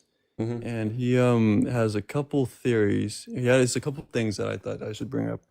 He once had a talk with a doctor. He was a reductionist. He believes everything can be boiled down to physics and chemistry. And he talked to him. He's like, okay, let's well, they're at dinner. He's like, let's figure out, let's do a test right now. Let's see how this works, since you think everything can be reduced down to physics and chemistry because he's a reductionist. How does the words roast, or R-O-A-S-T, convey meaning, and how does it invoke the words on the paper to put an image in my head, and what are the semantics of it? And he tells him, he's like, you know, I've been thinking about that for 50 years. I've gone to my laboratory, but I tell you, it can't be done. There's no way it can't be done because it needs an intelligent input. There's no way for it to. Sorry, who was the person he was talking to? It was a doctor. He didn't specify who it was, but. Why? I have a hard time believing that this conversation happened. Well, this is one of his stories, but it does make sense that if it doesn't make sense that it doesn't make sense that a reductionist would say that. Let's just put it that way. Yeah, well, if there's no other way to explain it. I've looked, and if you've looked about the same thing too, which I hope you do later, it doesn't. There's no way for something to linguistics to have meaning without intelligence. That's why it works, because we have brains that invoke it in the first place. So well, Nothing in nature invokes that. our brains are intelligent. So that's how we can do linguistics. If our brains weren't intelligent, No, then we no, wouldn't be able to I'm do saying linguistics. that naturally, it can't come about without an intelligent Why not? input, because it doesn't happen in nature. It's something What do you mean? that's more Like, is specific that just like it just doesn't? Like, the question is where did human intelligence come from, right? No. The question is, how do you get sophisticated intelligence without, like, from the Big Bang or with Yeah. from So evolution? you just said no, and then repeated what I said. The question is where does human intelligence come from, right? Yeah, it comes from someone who has intelligence, Why should I believe that? because humans put it into language. That's how language works. So humans have intelligence, and hence we can use language. That doesn't really tell us at all about what the origins of human intelligence are. Yeah, but if you were to say that that's a fact, that humans are the only ones that can bring language into existence, then how did our brains come to existence? Our brains aren't language. No, our brains are like, okay, well, it's a trick question. Nobody really knows how our brains came into existence, but how everything is organized and orderly and made in the earth, it brings in, okay, if humans, which are higher beings that have understanding with the brain, can bring something in, then why can't God be the one that made us? Maybe that is the case, but it doesn't mean that that's the case.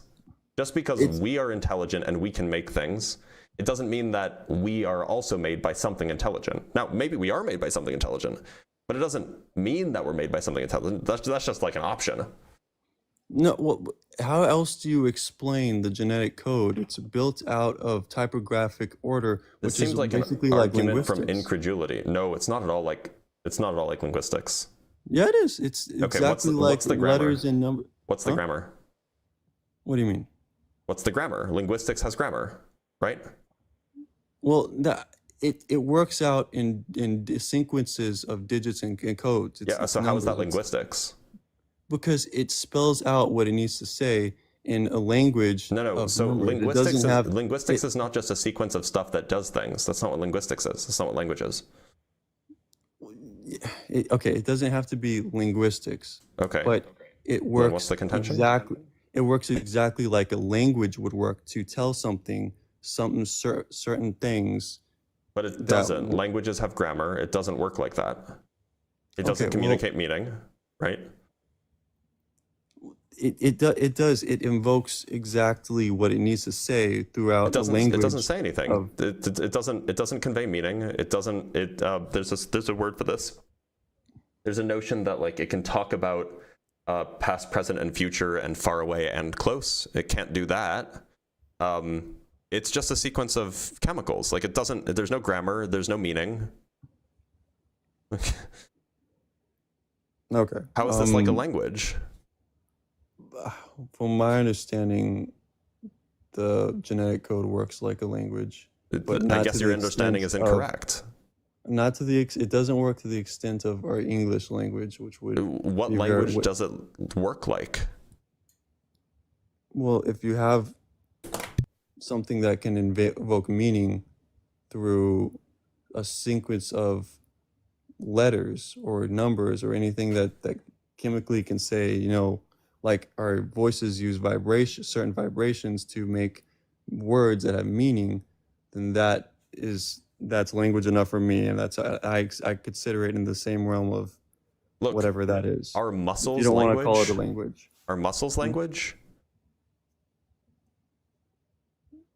I would not say that they're language, no. By your criterion, because muscles are things that wiggle around to produce language, therefore they're close enough to language for you. It should be in the same category as DNA. I guess I haven't thought about that. Yeah, I guess it would be, since we are built in that sort of way, then I guess it would be language. Right, but then literally like your tongue is language. That doesn't mean anything. That doesn't make any sense.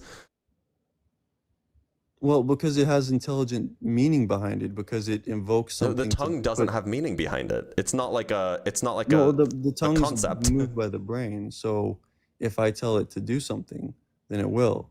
And that doesn't mean that it has meaning behind it. The tongue is not a concept. Well, our brains have meaning, and it moves the tongue. So it's not the tongue itself, but it's what's moving it. So the things that have language are human brains. Human brains create language, rather. That's what I'm saying. It's not the DNA. It's not the DNA. The DNA is not language. We don't understand how the brain works. Nobody knows how it is. Like, I mean, why neuroscientists do. They have a pretty good understanding. Don't understand. Scientists understand the how it works. They don't. That's what you said. You said nobody understands how the brain works, and and then you agreed that scientists understand how the brain works. I meant to. Did I mention I was tired? I'm very lacking sleep. So I'm trying to get my point across is that the genetic code is working like language because it's created by God, which would be us. So we create humans create letters, and we give them meaning to do certain things, to say certain things. God created us and give our code and genetics meaning to do certain things and to say certain stuff to make us. Okay, yeah. So that's the connection I'm making. So I don't believe in God. So why should I think that DNA is language? Because it translates to us the same as God would to making the genetic code, because there is no other. I didn't understand that at all. There isn't any other way you could come up with how the genetic code came to be. How do you figure? It just doesn't happen by itself. How do you figure? It does happen by us with language, though. How do you figure that that there's no other way that the genetic code could have arisen? I've looked it up. I couldn't find any other way that it. There's no nature doesn't just bring up. If you scramble, let's say you have. Are you sure that this has never been we don't know how DNA could arise? Yeah, because if you were to put, it's like how Darwin was disproven. If you were to put okay, hold on, let me show you something. Here's a description of how spontaneous emergence of self-replicating molecules, read DNA. In this case, I actually think it's simpler than DNA. Containing nucleobases and amino acids can form. This paper.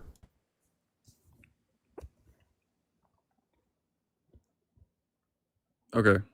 So, I mean, yeah, here's a way how it could happen. Doesn't involve God. No, what? Okay. Have you ever heard Dr. James Tour? Yeah, he's a hack. He's a clown, and it's really funny. No, he's not. He can't be. No one can literally argue with him because Mr. Farina. What? You should go watch Dr. James Tour completely crash out in his conversation with Dave Farina. Dave Farina, I'll look it up. Okay. It's really funny. I've watched all of his stuff, and none of the scientists can argue with him. You haven't watched all of his stuff because I just quoted one, and you didn't know what I was talking about. Dave Farina, I haven't. Yeah, I haven't. I guess I haven't seen all of it, but most of it, I'd say. But I do have another. Look, I just gave you a paper explaining how self-replicating molecules containing nucleobases and amino acids can spontaneously emerge. Yeah, I was going to get to that, but basically, that everything that we have that's built in us, it could not have started in a abiogenesis world. This paper disagrees. We can even look at the abstract. But everything that we was now built show how the interplay between these compound classes can give rise to new self-replicating molecules using a dynamic combinatorial approach. We report two strategies for the fabrication of chimeric amino acid nucleobase self-replicating macrocycles capable of exponential growth. The first one relies on mixing nucleobase and peptide-based building blocks, where the ligation of these two gives rise to highly specific chimeric ring structures. The second one starts from peptide blah, blah, blah, blah, blah. But the point is they're telling you how this can happen. Well, this is why Dr. James Tour says, I refute what the people are doing because they're using everything that we already have is built into us to work and to replicate. So when people try to use an abiogenesis to build something new, they have to go to humans life form to build something that's cheating. You can't use already something that works perfectly and say, oh, we can make something else. That's not. You have to start from scratch. No, this is a mechanism that doesn't require humans. Well, if it's bio, it already works perfectly because we've been here and it's been working. This is not perfectly. a bio journal. This is published in the Journal of American Chemical Society.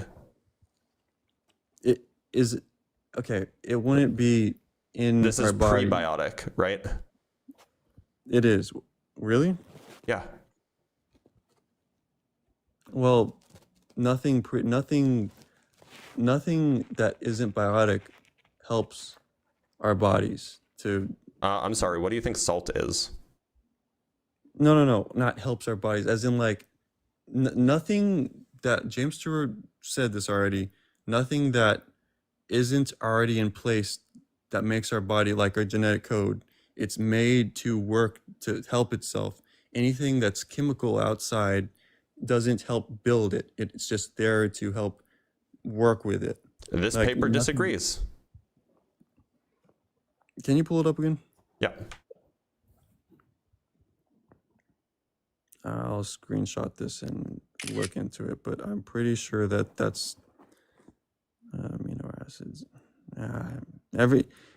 I'll have to look into it, but everything that he said basically is that there's no way that I watched his whole like hours long of videos that he talks about, but that is just, Well, surely if James Tour said it, it must be right.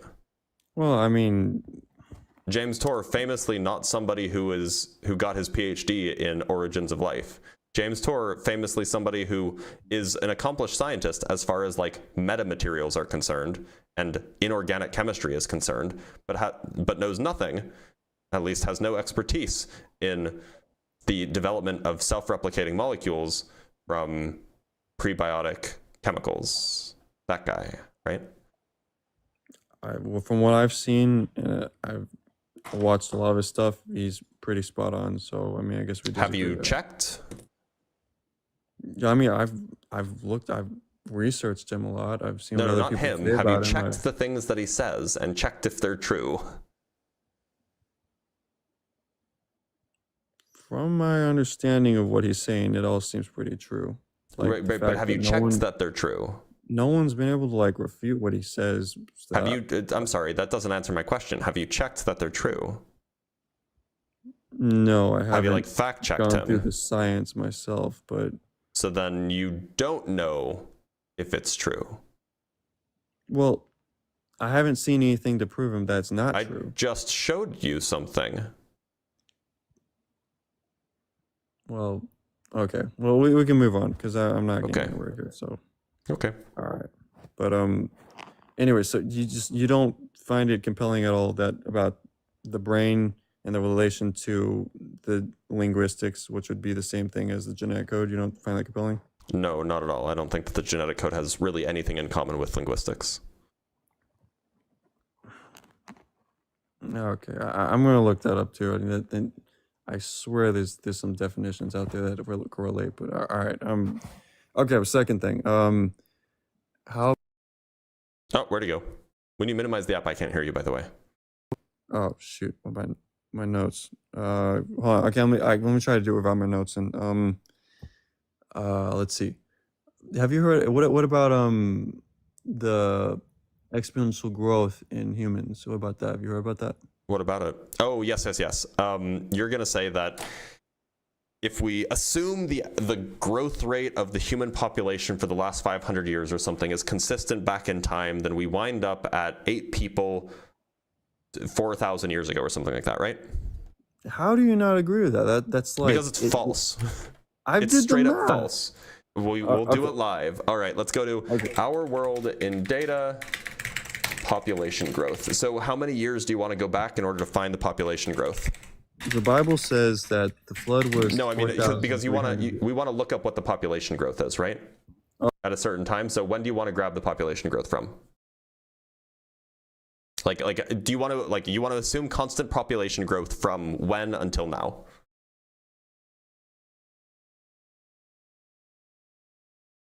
Oh, he's off the app. Can't hear you when you're off the app. Hold on a second. I'm looking for it. Let me just give me 1 second. Okay. There's a particular chart. I should really save this in my notes file, which you can get access to for $4 or $5 a month. Just saying. I know that there's a good chart here, but I just need to find it on this website. It's on Our World in Data. That only goes back to 1950.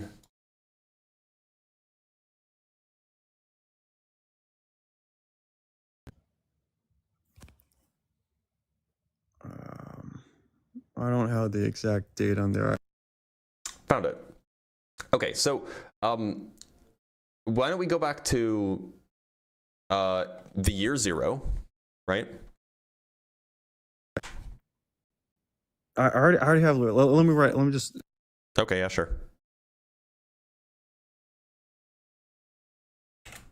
I will work on my model.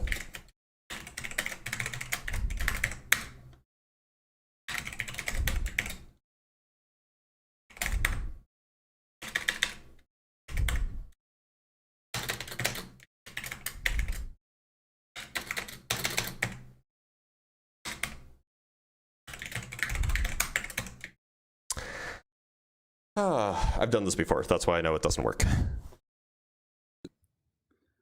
Okay. Okay. So when are we using the what dates are we using for our initial and final date?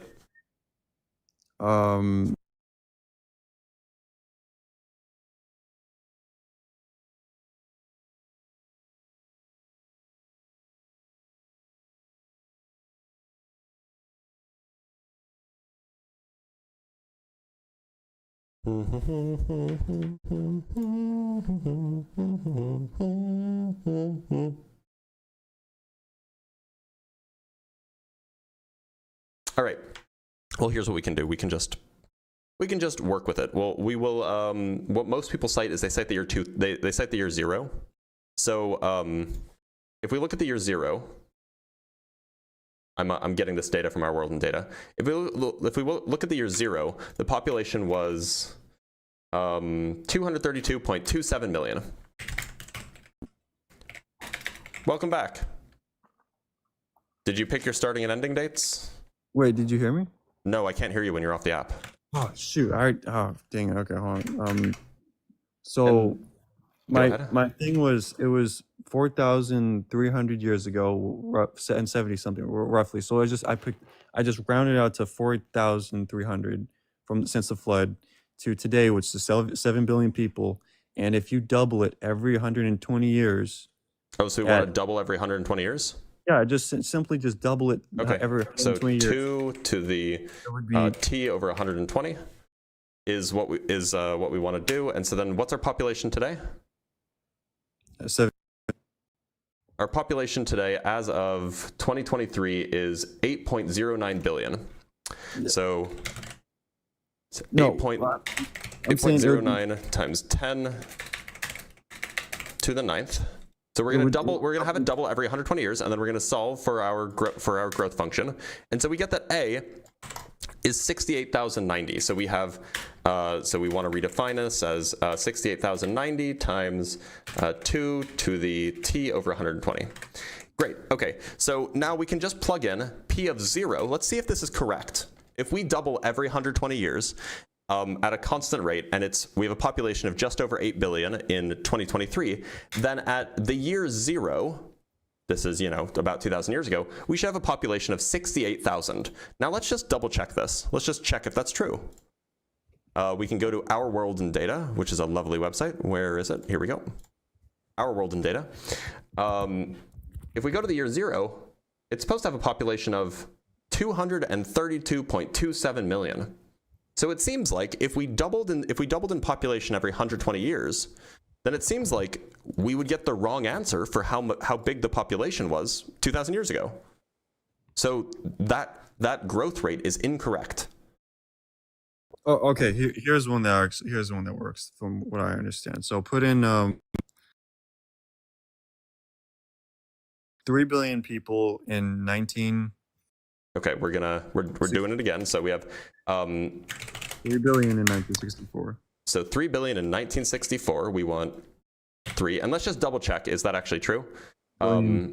In 1964, it's like 3.19 billion in 1963. So I'll use that because that's the number I have. So it's 3.19 billion in 1963, and then we have 8.09 billion today, right? No, put 7 billion at 2013. Why can't we use today's population rate, today's population number, which is 8.09 billion? Because I wanted to go off of exactly what I had on the note. But okay, but I'm going to use the actual numbers, but this should be roughly the same. Like the number should be close enough. Because you know, if what you're saying is true, then it should be extractable at all levels. So we have, oopsie daisy. Well, it should be roughly. Hold on. Right, you gotta account for like mortality, death. Come on, what are you doing? Like wars. So you gotta round it out ultimately, but P of t is. Hold on, let me make sure that this is working. So we have P of 1963, for example. Yeah, and and then I have that's that, and then we have that's that, and then we should solve for lambda, for a and lambda. I don't know why this isn't working. Well, we can just grab the real answer. That's fine. So we have our coefficients, so we can substitute it in. So we have that a is this tiny little number here, and we have that lambda is this little number here times t. So that's our function, right? That's what we're working with. The rest are, complex. Great. And now we can just plug in. So let's just double check. So P of 1963. Let's just double check that gives us. Oh wait, no, that's not right. Oh, sorry, it's not supposed to be a 2. That should be an exponential. There we go. P of 1963 is 3.19 billion. Okay, great. And let's just double check 2023. It's 8.09 billion. Great. So now if we plug in P of 0, this is at year 0 around when Jesus, or year 1 around when Jesus lived. That would give us a population of less than 1. So we're about down to 0 people. Yeah, this is down to 0 people in Jesus's lifetime. Okay. So that means that this can't be correct. Infant mortality rate, account for wars, account for plagues. You push that back. Okay, so how are we accounting for those? Well, I mean, it's really hard. You got to round it up, but the general idea is that you're coming pretty close to, if you push that back, because let's say if I were to have kids, let's say 2 people. The point is that you cannot use a single growth rate to estimate human population. No, the point is you can generally get it down to a reasonable number, but if you use this is not a reasonable number. No, because you have to account for that. It would take longer. You push the years, instead of doubling at 50 years, you'd have to put it to 100 years. This is saying that even in 500 AD, you have less than 1 person. Yeah, but you gotta no. The point is there's no way that you can actually use a single growth rate to model human population growth. It won't work. Yeah, and so you're not going to be able to come up with the actual. So yeah, you do have to account for that. You have to account for population growth rates changing over time. You do. It does change. Right. And so in fact, what you can do is you can get you can model a few different periods of growth rates that are roughly the same. So you can look at from the Industrial Revolution to today, it's roughly it's a reasonable model to get a single growth rate, and then from around 5,000 or around 3000 BC to around the Industrial Revolution, the growth rate was around, again, it's around reasonably the same, and then before around 3000 BC to around 12,000 BC, you get another growth rate. And then before 10,000 BC, and then before 10,000 BC, you basically get a stagnant growth rate. And what you'll find is that that's actually a pretty good model for human population. Okay. And that goes back hundreds of thousands of years.